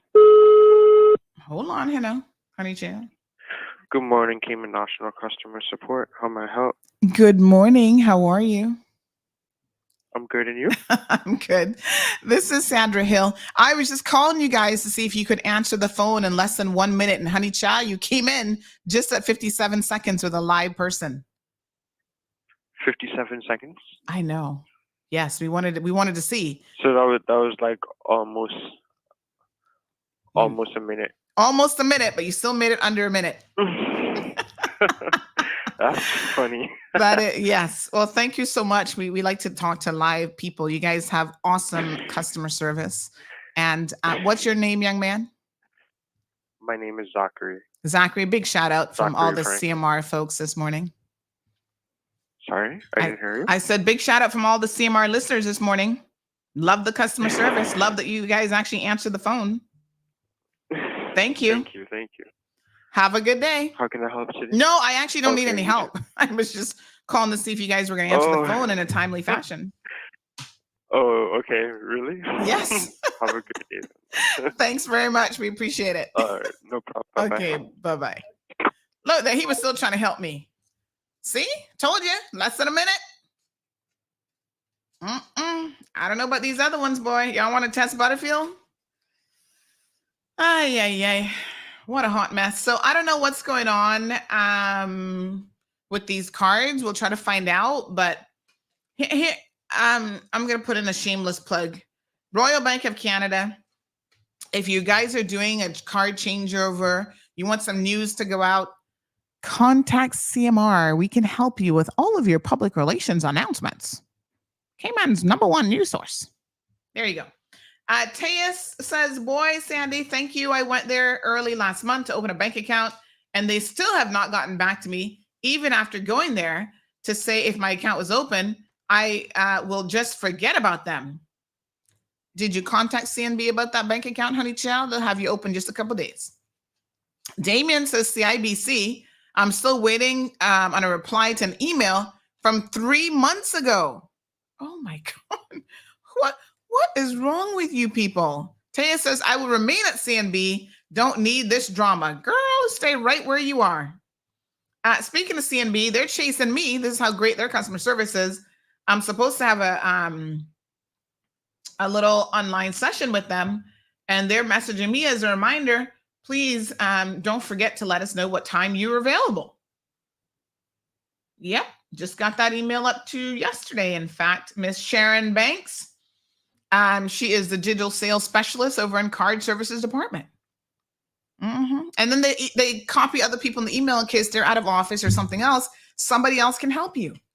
So, oh gosh, I don't know what's going on over at the other banks, honey Jill. They need to get it together when it comes to customer service.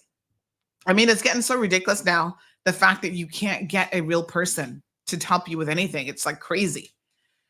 But thank you to that caller for letting us know. I had no idea. Like I said, I don't really bank with Royal Bank, so I had no idea that this was an issue. But again, I'm going to suggest to them, listen, business 101. You've got customers and you have to know how to communicate with your customers, and you have to use multiple methods. So, one person said she got the email. I don't know why other people haven't seen it, but utilize the methods that people use. So yes, we've got email. I know phones are considered antiquated now. Nobody wants to pick up the phone and call anybody. You got text messaging systems that you can use. You've got online banking. If customers have online banking, you can notify them through your online banking portal. You've got social media, local media houses, commercials, like do everything to reach the people, because something that's as important as this, I would think you should be able to get some help with. So El Rey says you're probably calling the regional RBC call center, which services several islands. Why would I be getting a regional call center if I'm calling a local number? I'm just saying, if I'm calling a local number, somebody needs to be answering the phone, and who can help me with Cayman Islands business. Even when CNB now they've moved they had their fraud department in Trinidad. And to be honest, I thought it was always good.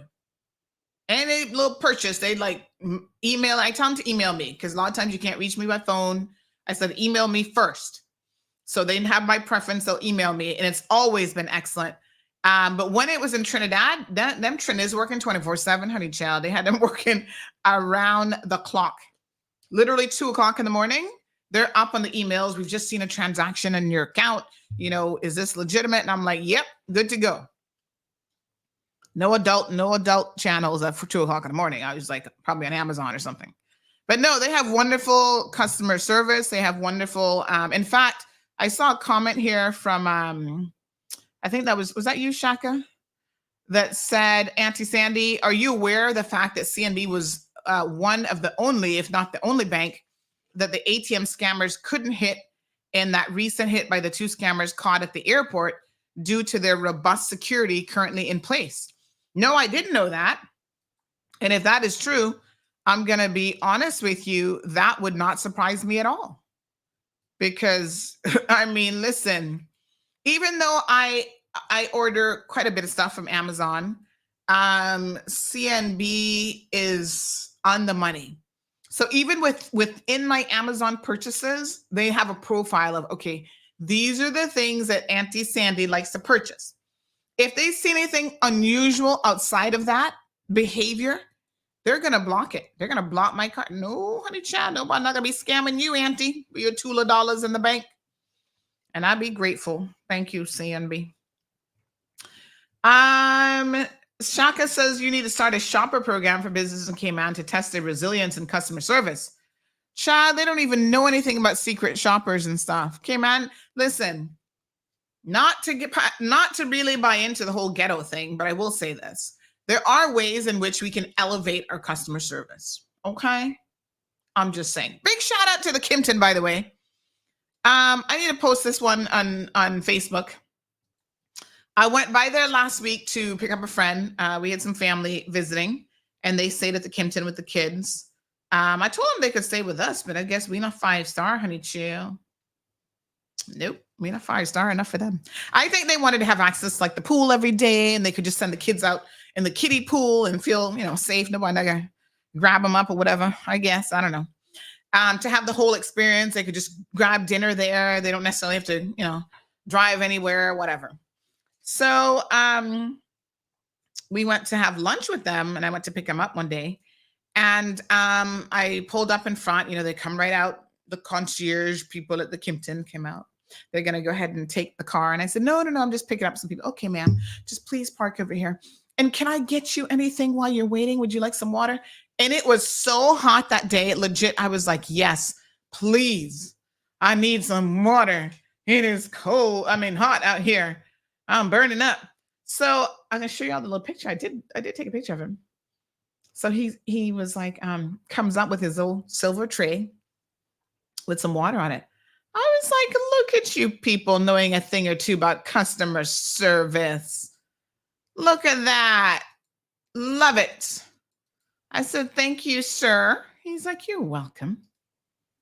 They know customer service, NHL. Now, like I said, some of y'all, you're not really with it. You need to do a better job. And listen, when you own a business, I'm a business owner. I have several businesses. You've always got to consider your customers and be looking at how to elevate your product and your services and everything. That's part of good customer service. And the customer isn't always right, but the key is making them feel like they're always right, even when they're not. I'm just saying.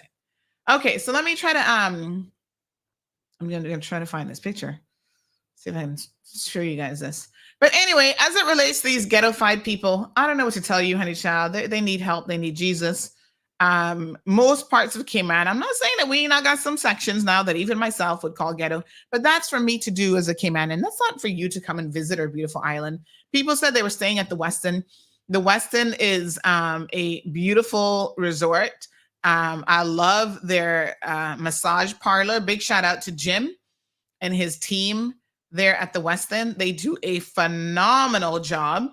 They have really great customer service. Now, I don't think the Westin is considered 5-star, but it's a great facility and it's a great hotel. And they know, listen, especially in their salon, they actually know a thing or two about customer service. So, these people just need Jesus. They just need a little bit of help. I do want to talk about an accident that happened this weekend as well. So bear with me. I'm going to get the video footage on this one and share with you guys as well. So hold on one second. Yep. Need to download this. Okay. So we didn't get to a lot of the weekend happenings. We're going to get to some of them now. So just bear with me. By the way, UCCI, 2 C's in there, is hiring. So if you're looking for a very well-paid job, might I encourage you, if you are qualified, they have a job here for what's the official job title? Hold on. Let me get the job title. Starting salary is $81,000 per annum. Ooh, honey child.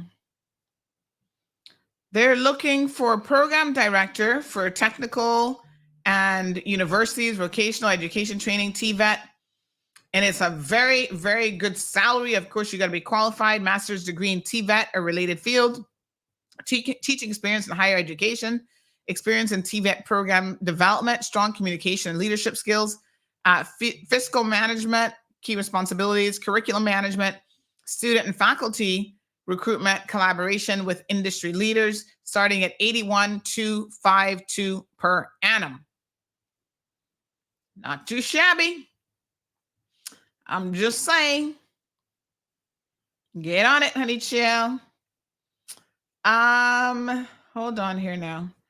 Last week. Where is that selfie?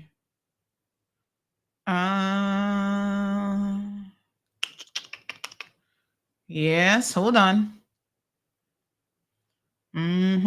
Oh, speaking of that, I gotta download this picture. I ran into this young lady at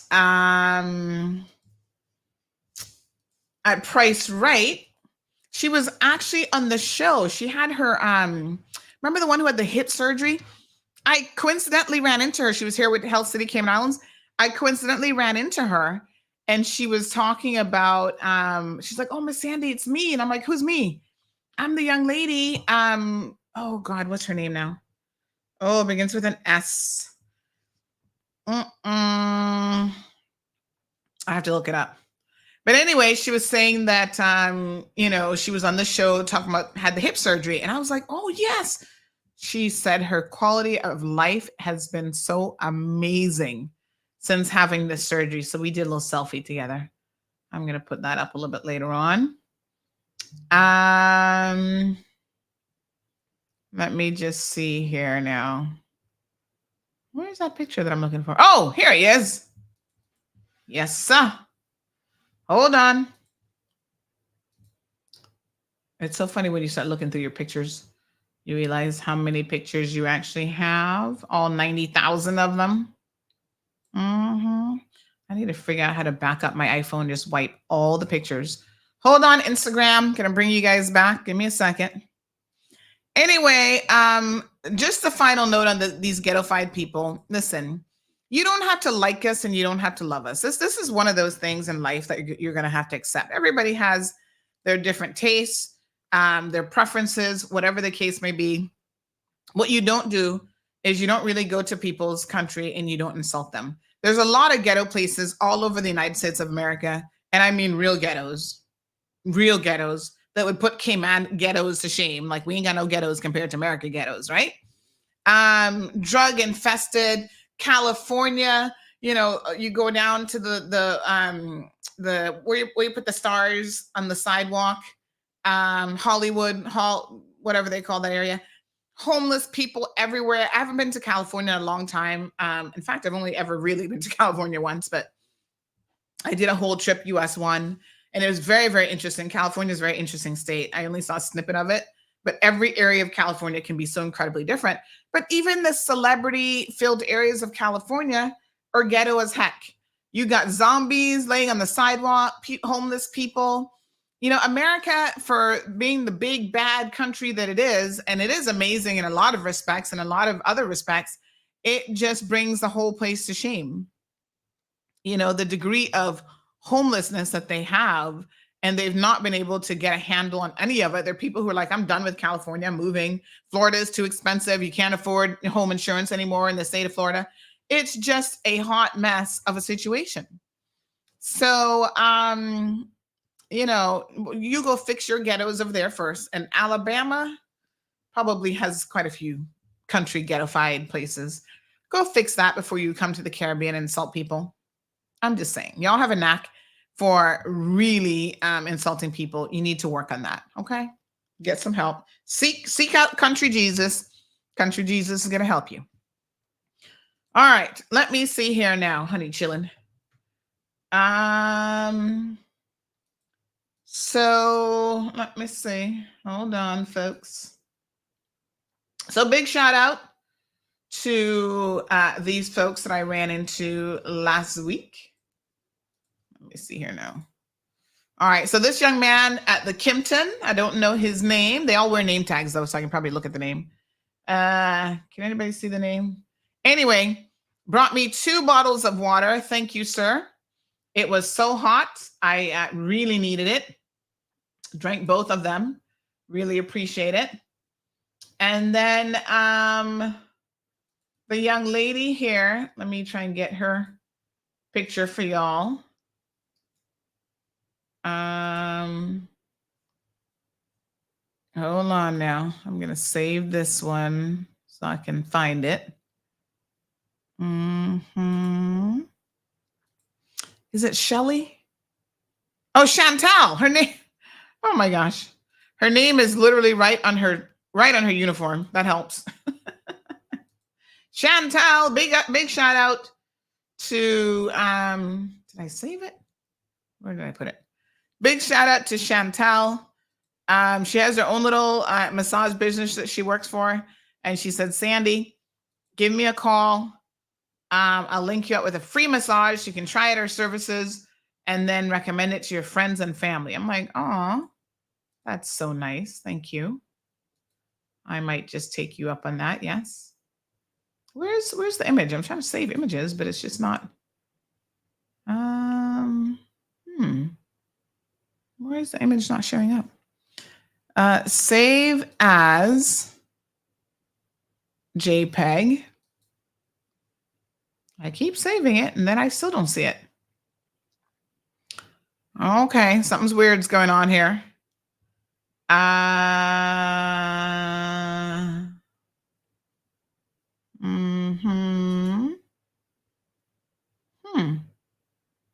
Okay, this is bizarre.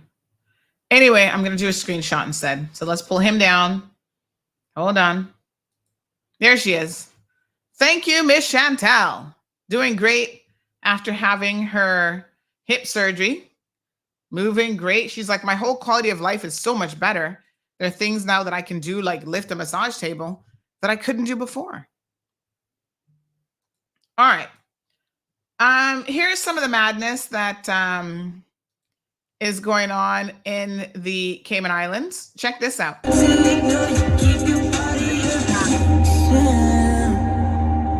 the one that? No, this isn't the crazy driver. Is this a crazy driver? Oh, well, this one's driving crazy for other reasons, but this isn't the one that I was looking for. Hold on. Oh, this is just showing me how this one is all over the road.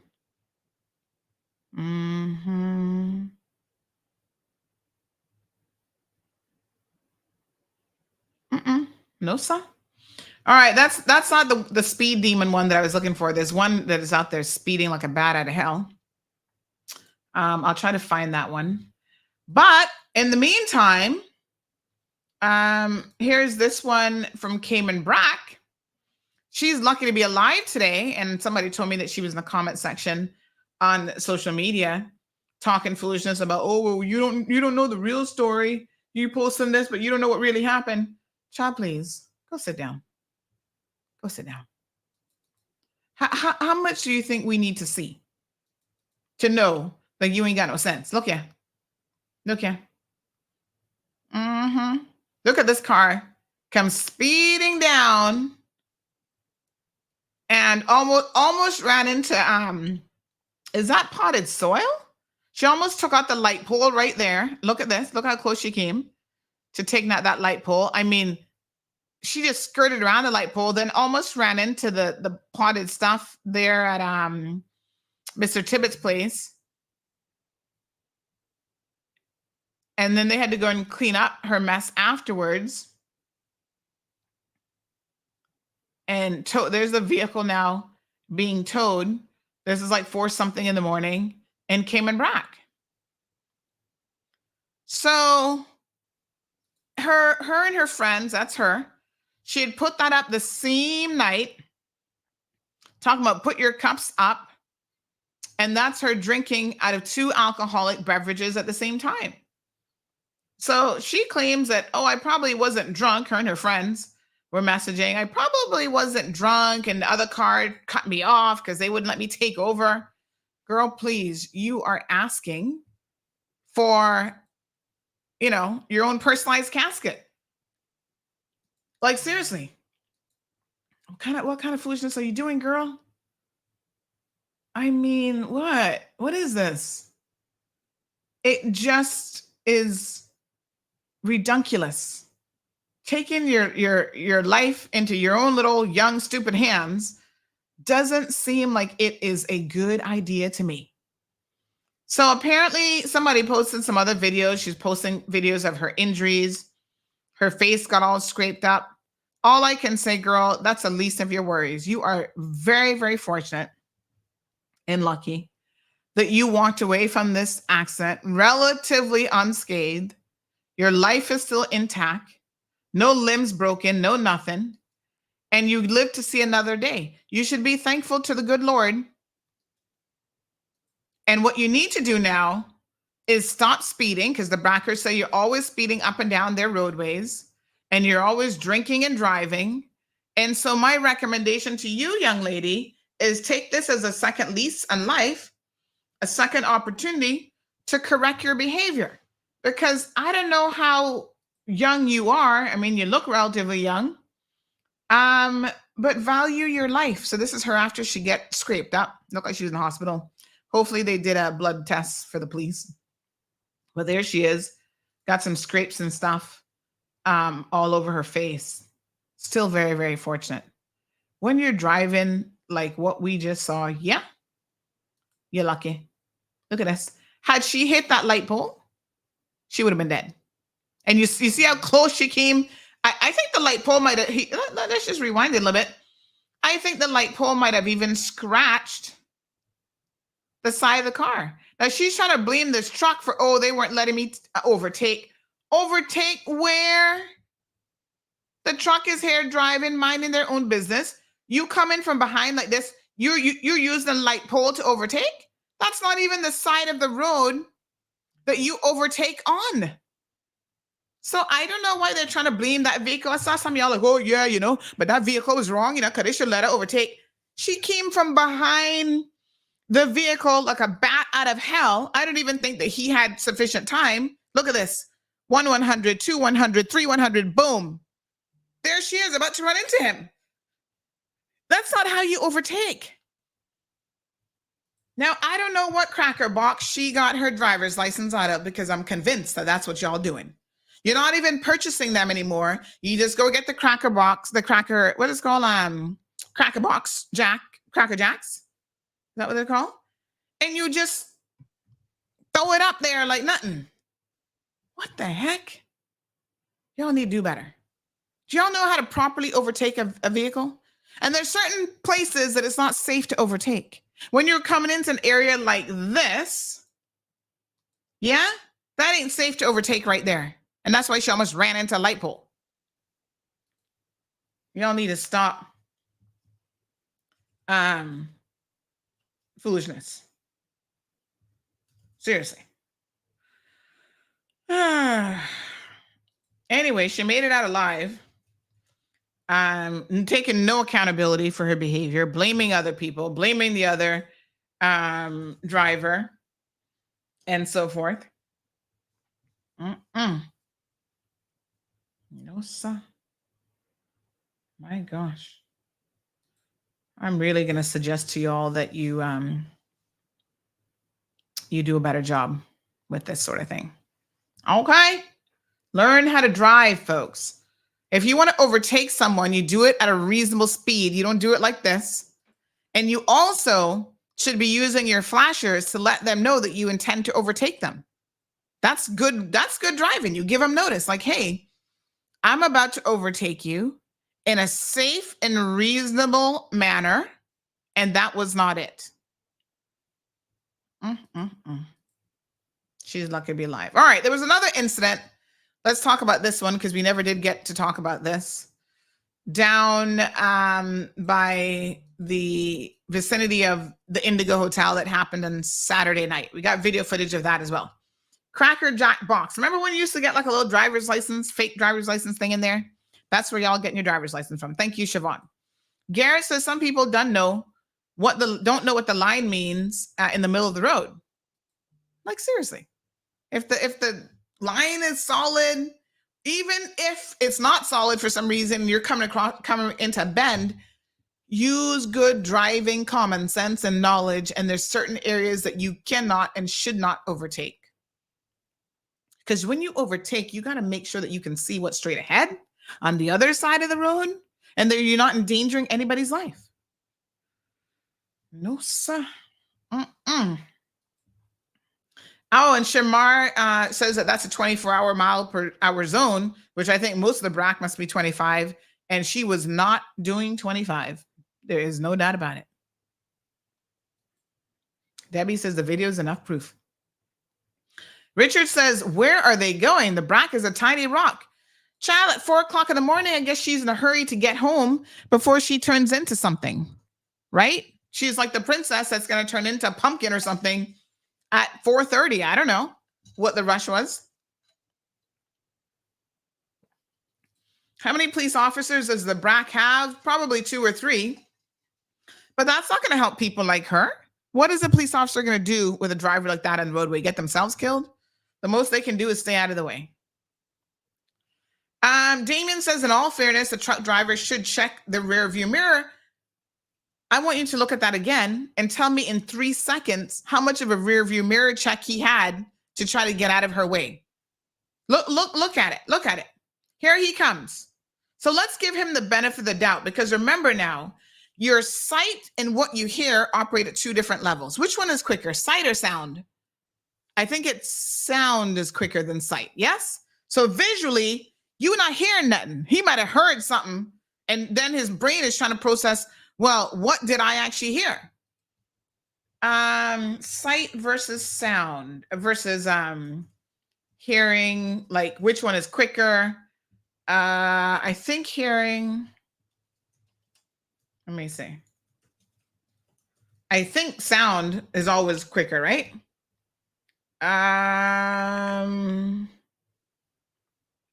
So researchers show that auditory stimuli takes about 8 to 10 milliseconds to reach the brain. But on the other hand, a visual stimuli takes about 20 to 40 milliseconds. Okay, so definitely the hearing is much quicker. So that being the case, 8 to 10 milliseconds versus 20 to 40 milliseconds.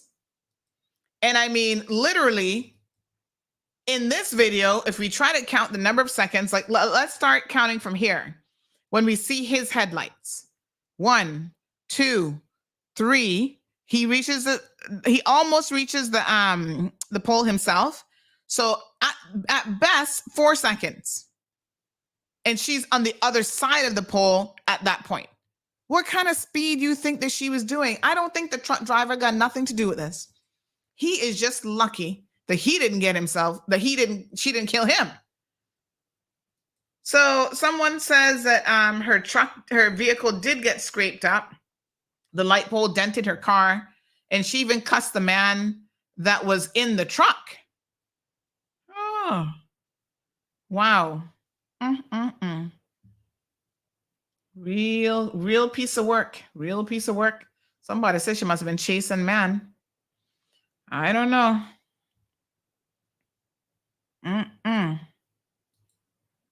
What a mess.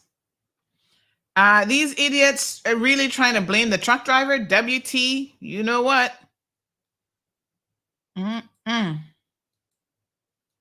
Fun fact, it's illegal to pass on the left on a 2-way street. So if somebody even just waiting to turn right and you try and slip by on the left, no. I'm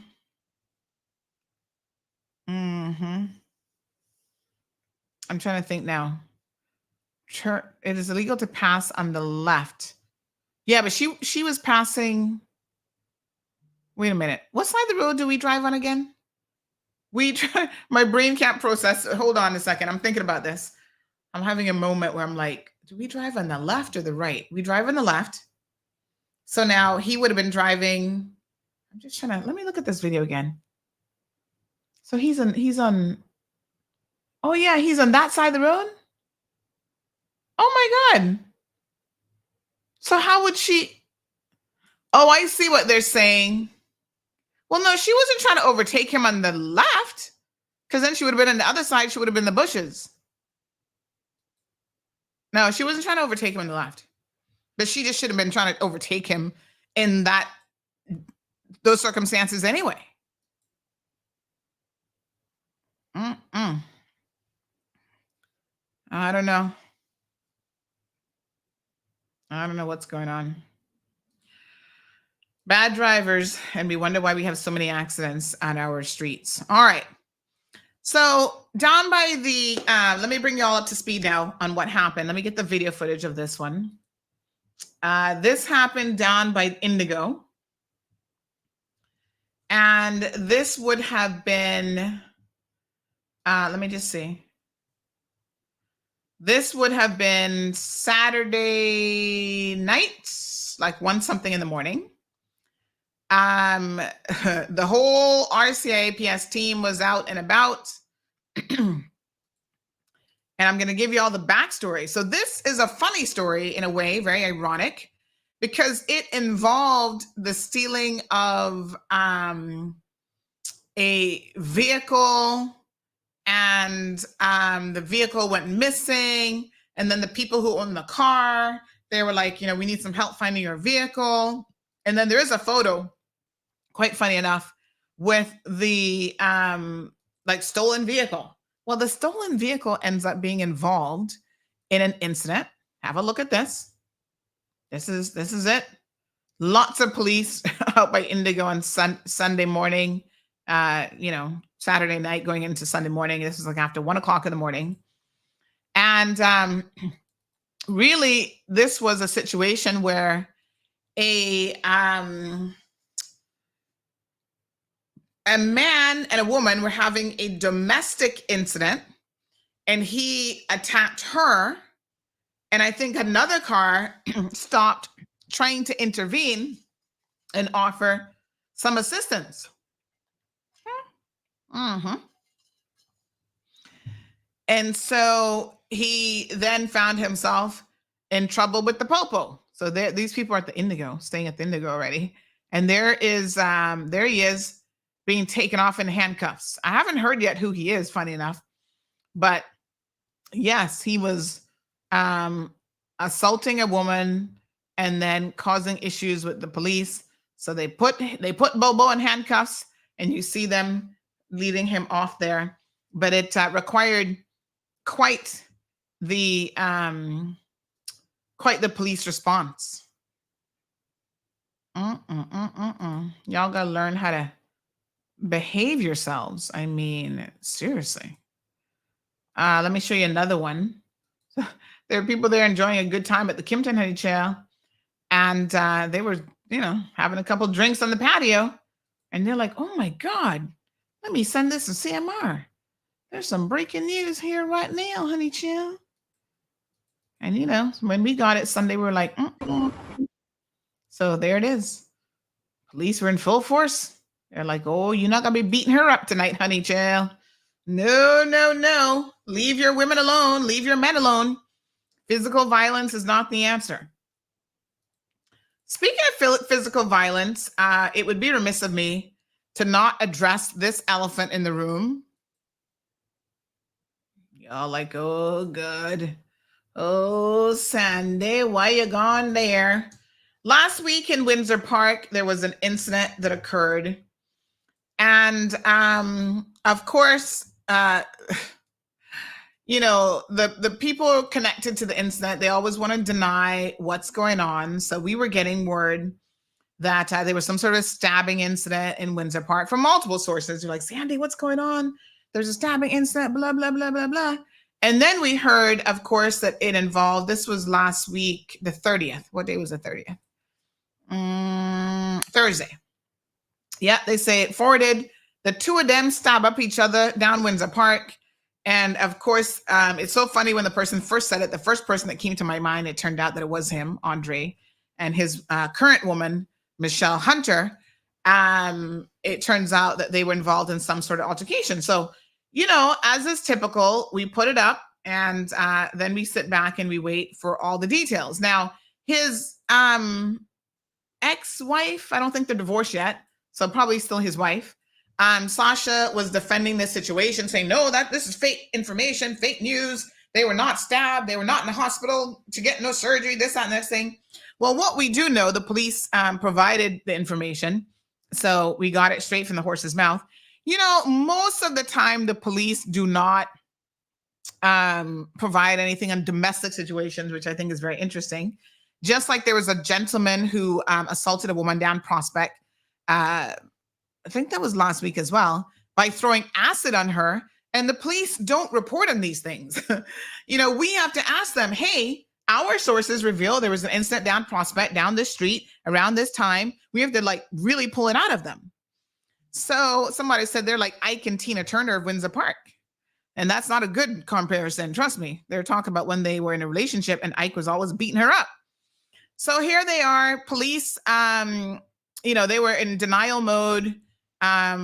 Sasha and her current boyfriend both denying, like, "Oh no, this is fake news. That didn't happen, blah, blah, blah."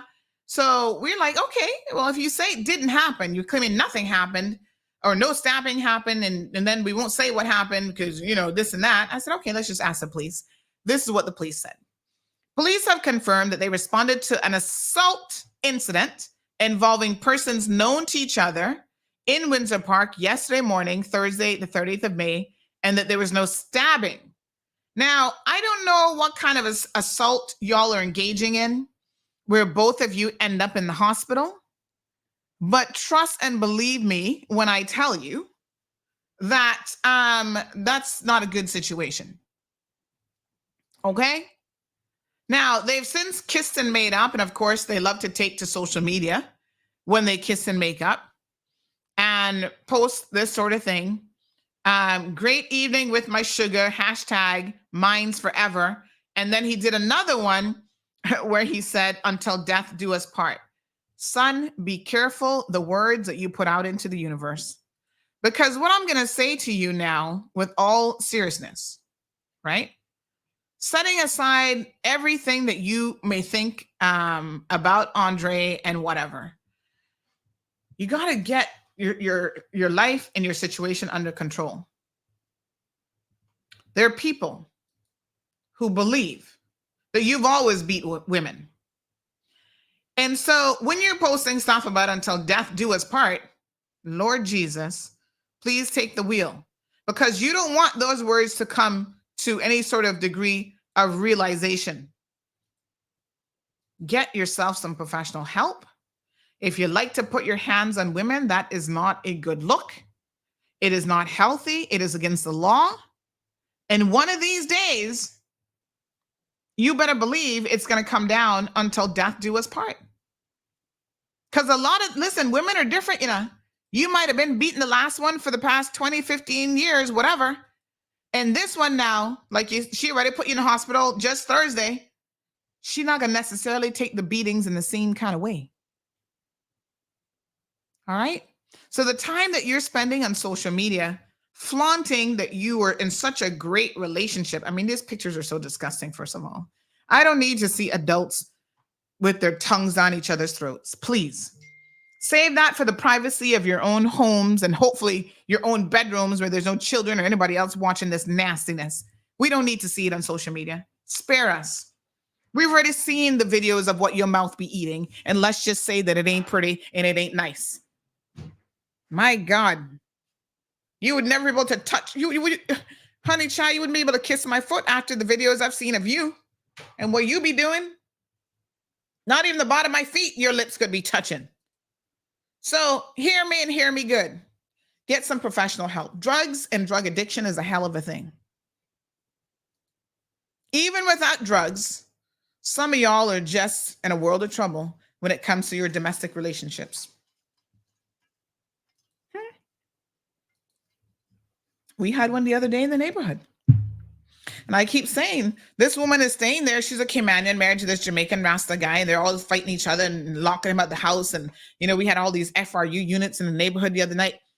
He's already allegedly broken her legs and all kind of stuff.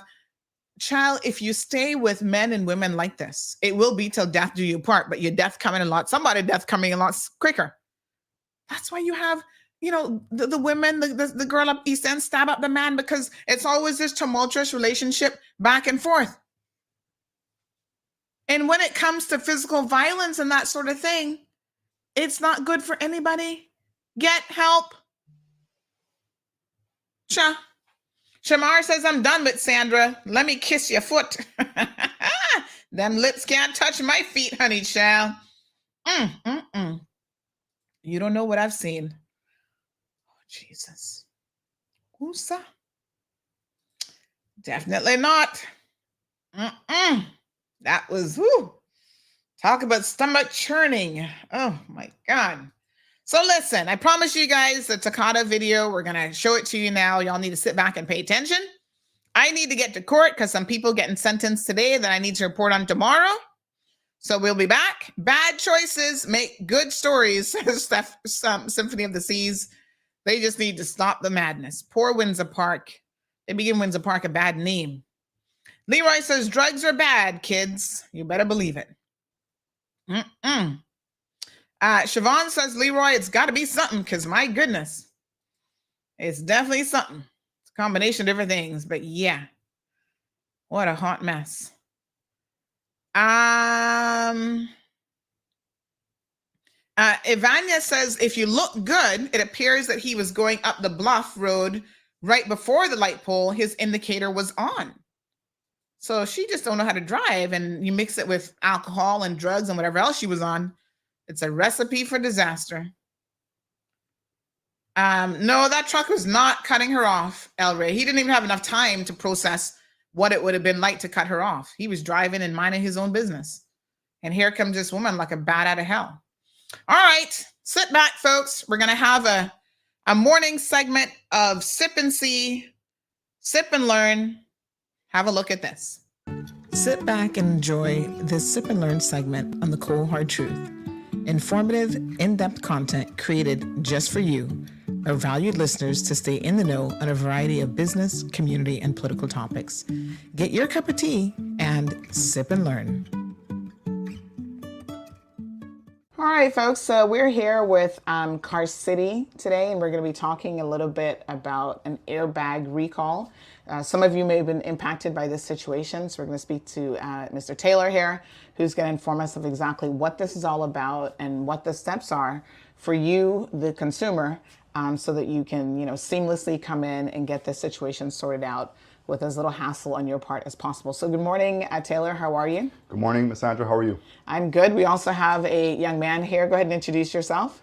My name is Alex Critchlow, and I'm the service manager for Car City. Okay, so we're going to talk to him here in just a second. But Taylor, let's start off with you. Yes, ma'am. So, we've been hearing sort of bits and pieces of information about this recall, but I think it's probably a good idea for us to fully understand what it is. So let's start at the very beginning. Yes, ma'am. First of all, what is this recall?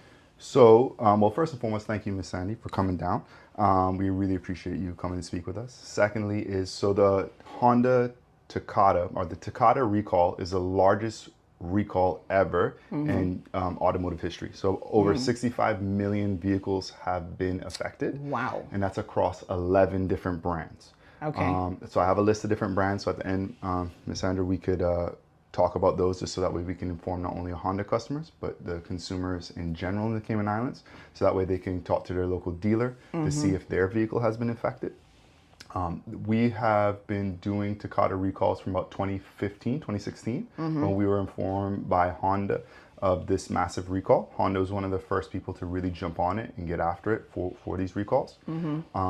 The recall itself, it's a inflator recall.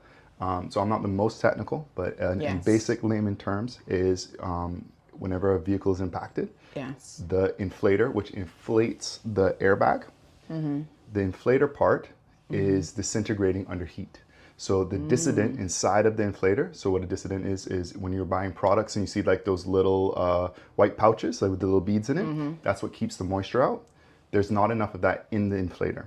Okay. So whenever when the airbag goes off, the inflator, the shrapnel from the explosion can actually hit and injure, even kill passengers in the event of an accident. Right. So we're going to get the technical stuff from Mr. Krishlaw here in a second. He's actually going to show us the parts and everything. But yes, ma'am. It's at this point critical to know that it's not the airbag itself. Yes, ma'am. It's a part that makes the airbag work. Yes, ma'am. And that part is not functioning properly in a number of vehicles, and that could lead to either serious injury or death. So it's really important that people take this recall serious. Yes, ma'am. And so we actually, so in 2015, 2016, we worked with the local government, let them know about the recall. And we did our first airbag recall campaign in 2019. So from 2015, 2016 to 2019, we changed roughly about 1,500 airbags.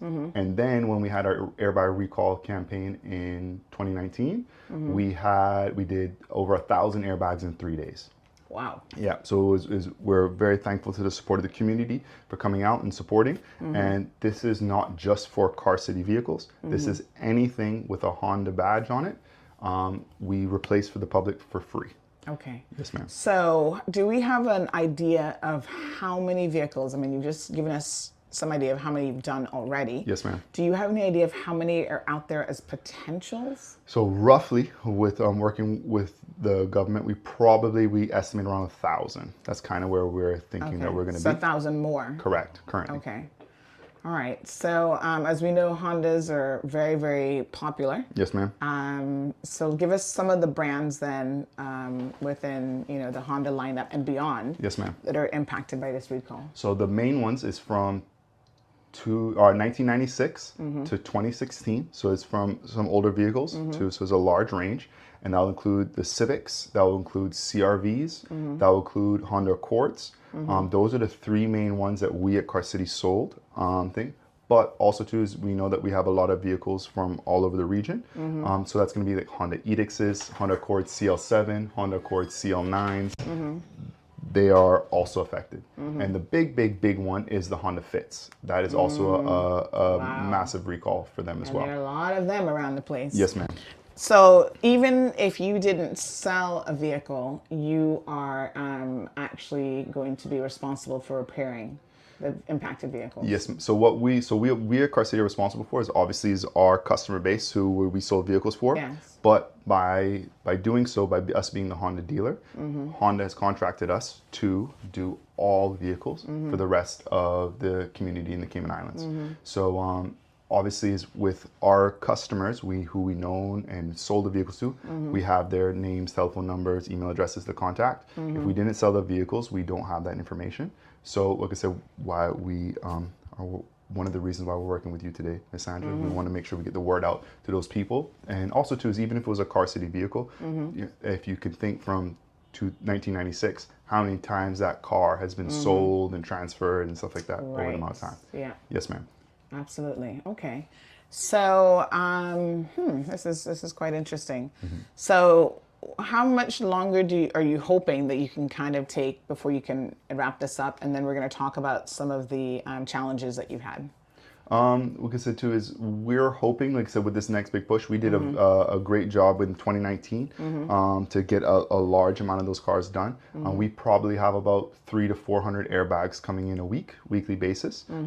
Today, and because a lot of times it's not just the driver side, it's driver side and passenger. Sometimes it's the passenger side.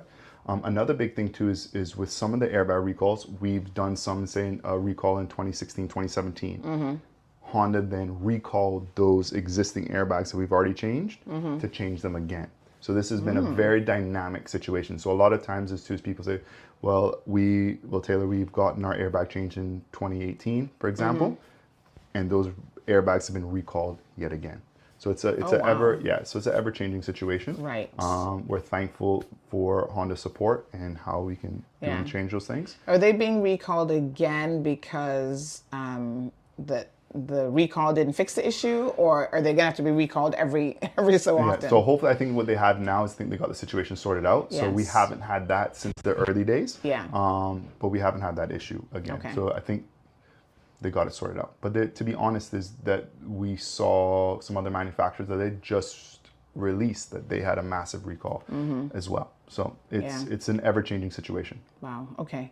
So what happens now? I think when we're talking about some of the challenges, customers are being obviously impacted by this. So if I have a Honda that falls into that particular subset that needs to have this issue fixed, I go to licensing to license my car. Does licensing know about this issue, or are they going to say you can't license this car because you have to get this fixed? So that's a great question. So we worked with the government from the beginning, from 2015, 2016. They've been awesome.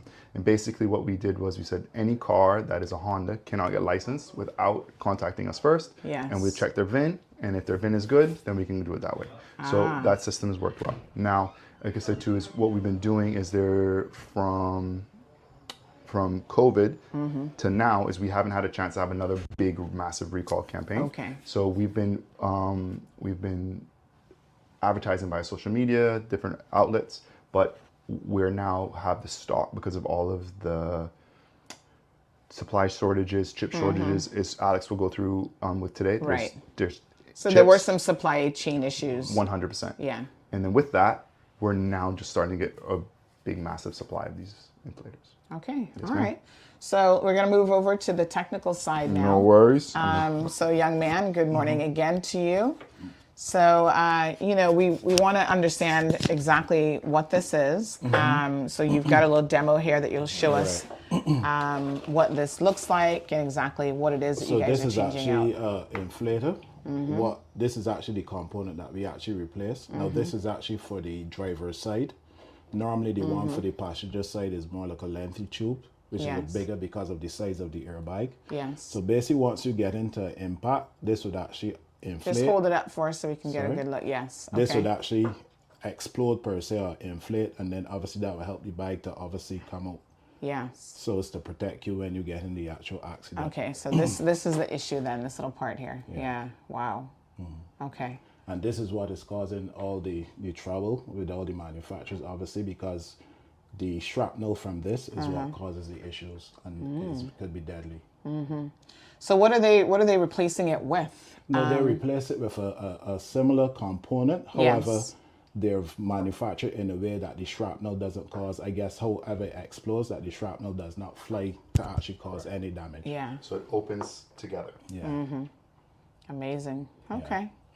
All right, and that sits where in the dashboard, or is that behind the airbag? The physical steering wheel on like in the horn pad, right underneath the horn pad like this. Yeah, it fits there. Okay, all right. So does every vehicle need to have both airbags or multiple airbags replaced, or how do you know? Well, basically, the manufacturer tells us which component is faulty and which one needs to be placed. So you have some cars that is only the passenger side, some cars is the driver's side, or some cars could be actually both. Okay. All right, so you've got a whole assembly line here. We're going to get some footage of how it's been working. It's been quite an undertaking, I'm sure, for Car City. This must be the biggest, recall that you guys have had. And tell us a little bit from the technical side with your team, how it's been going. It's been going good. I guess some of the challenges we've faced is obviously with the older cars. Obviously, you have to be careful with obviously damage and things like that, because obviously you have deteriorating parts. We've also had some issues where it's difficult to get off the airbag because of components that are seized or whatever the case may be. However, generally the process could be seamless, and we could probably change the components within 45 minutes to an hour. Okay, all right, wonderful. Anything else that we need to know from your perspective? I would advise anybody to understand how severe this situation is. Yes. And obviously to pass through Car City to have it checked just to verify that they're not affected. Yes. And one of the other challenges we've had too, obviously, is parts. I guess obviously because of the Japanese domestic spec, there are a lot of vehicles on the road here that are Japanese domestic spec, and those parts obviously we wouldn't have readily available. So we've had challenges in getting those parts, and even sometimes from the manufacturer they have been on back order. But we have a number of the parts coming in now, and we're hoping to do a big push sometime in June. So very good. Yeah, the active date. Just grab the mic there. Yeah, want to make sure we can hear you properly. Yes, ma'am. So we are looking to push. Sorry. No worries. We're looking to have our second repairathon on June the 30th. Okay. So we will be 31st and 30th and the 1st of July. 30th and the 1st of July. There you go. So we will be reaching out more, and we'll be doing a big marketing push to get that word out there. And what we're asking the public to do is come into Car City, have us check your VIN number, and that way if we don't have it, we can order it. And we've been working hand in hand with Honda, so that way we can order these units, get them here, and we can get it taken care of quickly for you. Absolutely. Okay, wonderful. So we're going to get a little bit more information here, folks, in just a minute about how the process is going to work. So when you come here, precisely what it is that you need to do. So make sure you stay tuned for that segment. All right, so as the vehicle approaches, then you just wait until they drive up. We approach the customer, come out next to them, say, "Good morning, sir. How are you? You are Mr. Taylor Foster? Yes, sir. All right, we have a booking here for you for a basic service today. Perfect. All right, are you noticing any other issues with the car at this time? No, sir, I'm just getting my airbag checked as well. Okay, not a problem. Right, I have your VIN number. Is your contact 9240194? All right, and your service advisor for today will be Miss Bridget. All right, let me just enter your mileage here. 10,000. 403. Alright. Good to go. And then let me just enter your tag number here. Sorry. So it's 215366. Alright. And save. Right, so let me just get your signature here for me. Thank you, sir. Sir. Alright, no problem. Alright, now you can step out of the vehicle. Yes, sir. Just leave the keys right in there. Alright, I myself or one of the young gentlemen around here will then go through and pull your vehicle up. Alright. So after you check in, feel free to come on inside. Our wonderful team here can take care of you in the front once you finish being checked in. We have our customer service lounge. You can feel free to sit in. You can sit inside or outside. We have free coffee and water while people wait. We also have free Wi-Fi for everybody to log into while you wait. Normally the process, depending on how many vehicles are in for the day, takes about an hour, hour and a half. So some people choose to wait, some people choose to leave and come back. Yes, ma'am. And I see that Bridget is over here calling. We have about between 7 and 8 technicians on every day and doing the airbag changes. So they drive them in. We have the airbags ready to go. Technician gets their job cards. From their job cards, pick up the vehicle, and we are going to kind of see a little in-depth peek at how the process works. All right, so these are shipments here of airbags, hot off the boat or plane hot off the or whatever. boat, yes, ma'am. So we, as you can see them all here, we got about, I think we got almost 2,000 in this weekend. Oh wow! So yeah, so we should have. We're very, very lucky that Honda's been supplying us, especially everyone knows all the supply chain issues and things like that. We've been getting a steady supply. So what we have here is the old part, the old CRV parts. This is a CRV, for example. What's really happening? The airbags are overpressurized. So this is a new replacement part. The new part basically comes with a new squib, an adapter, recall instructions, new screws. This is a new squib. This is the upgraded part. This is what I want to show you. So it's not everything that's being replaced. It's just this. Yeah, and every car has a specific. Some cars only the passenger side. Some cars both. Drivers. Some cars just only driver, only passenger. Yeah. So this is a new squib. So it looks like. So this one is harder to explode. So it's more like a safety recall, really. It's not really about the age of the vehicle. Yeah. Yeah.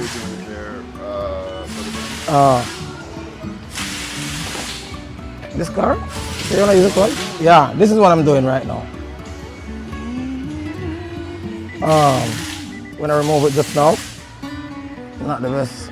No, that's okay. Yeah. So, so this is what it looks like when the airbag is taken out. Yeah. Yes, ma'am. I'm gonna go ahead and do the replacement now with the new upgraded version, and like you can see.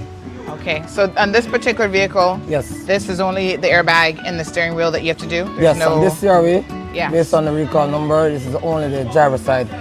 Okay. And we can give you a video of the passenger side as well.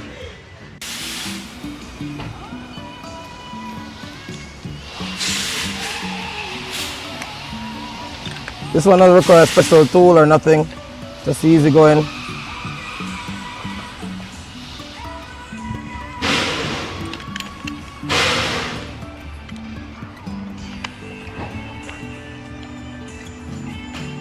And how long does it take to change out the part for each one? For this one, 4.7. Depends. Sometimes the older cars have a rusted bolt that may take a little more time, but newer cars is quite easy. Yeah, we have professional instructions how to do it, so we do it according to the manufacturer specification. And how many of these do you think you've done so far? oh, I've done over 300. Yeah, or more. I stopped counting. So you could do it now with your eyes closed, probably. Yes. The more you do it, the more you do it easy. So let me show you now the installation. This is plate 1, A. So this is the replacement part. This is the A. This is B. Right. So this is like a substitute. Okay. We install the new airbag. Install new airbag squib. Yeah. Install correct in the position. Then gonna use plate B to secure. And there you have it. So it's gonna look basically like this. Right. When it's finished. Install new bolts. New bolts, and it's not really so difficult. Like I said, once the bolt is not rounded or not rusted, should be an easy installation. Wow. Okay.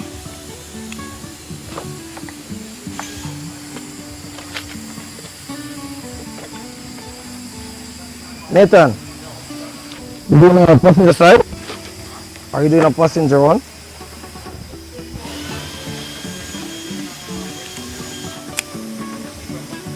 Okay.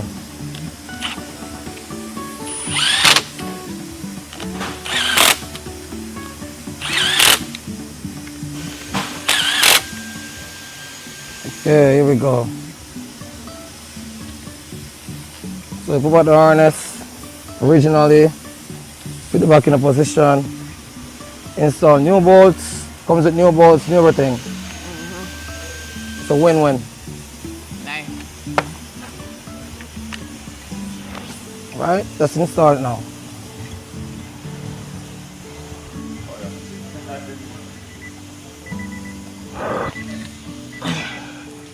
It's just in reverse, everything in reverse. And these ones is easy.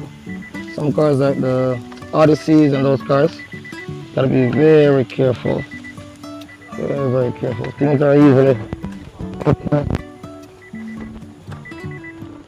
Make sure it's secured. Put in new bolts.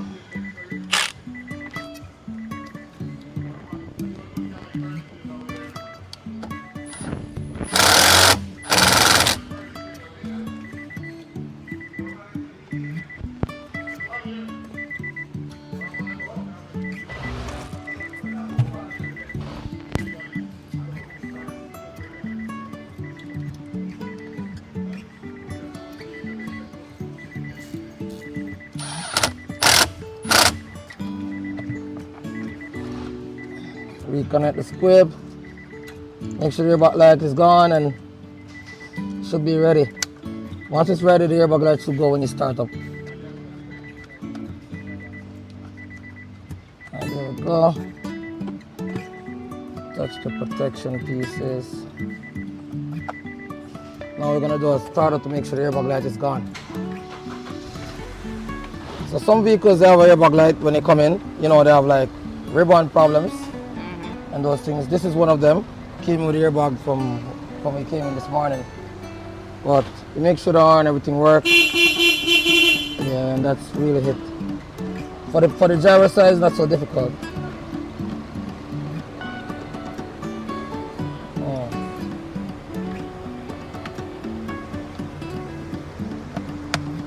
Right.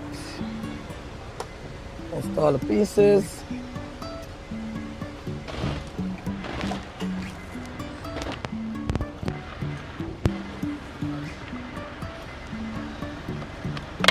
There you go. Make sure there's no noise, and it's basically it. And this one is recalled and ready. That one's ready. Yes. So, Brother Alden, you want to let her know kind of what you're doing there? I'm going to replace the passenger side of this Honda Civic. And this one, it will take so long because you have to remove the front side of the dash and also this side. And that's why it take a little bit compared to the other car. Yeah. This one is prepared. Okay, this one is behind the actual glove compartment. Yes. Yeah. Oh, wow. I already removed that side. So I don't need to take it up. Just need to loosen it so that I can. Yes. Okay. So the dash should be able to Get this one. Right. That's one. Okay. There are 3 bolts for the airbag. Three nuts also. 3 nuts to remove the dash cover, and that include the airbag. Okay, so. Wow, that's pretty cool. Okay.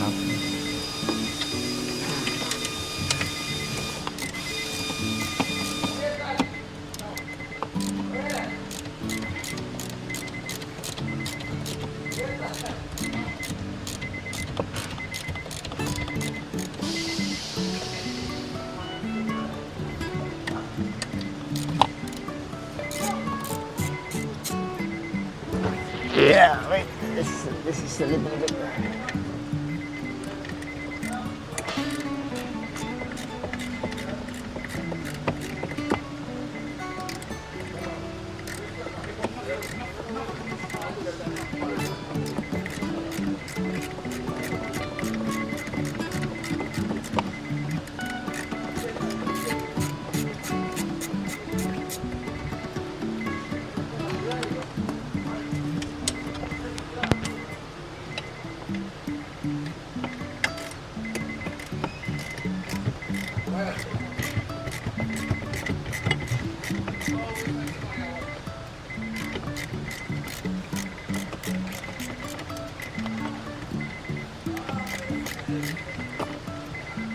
This one takes a little longer.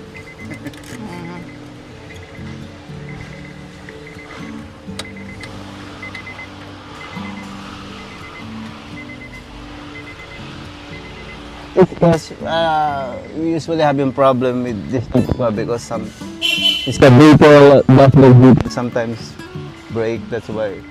So one Yeah. of the things is to put this on the older cars, we take our time because they can get a little more brittle. So you gotta be careful on how we do it. It takes a little more time, a little more finesse, so you don't damage anything in the vehicle. Right.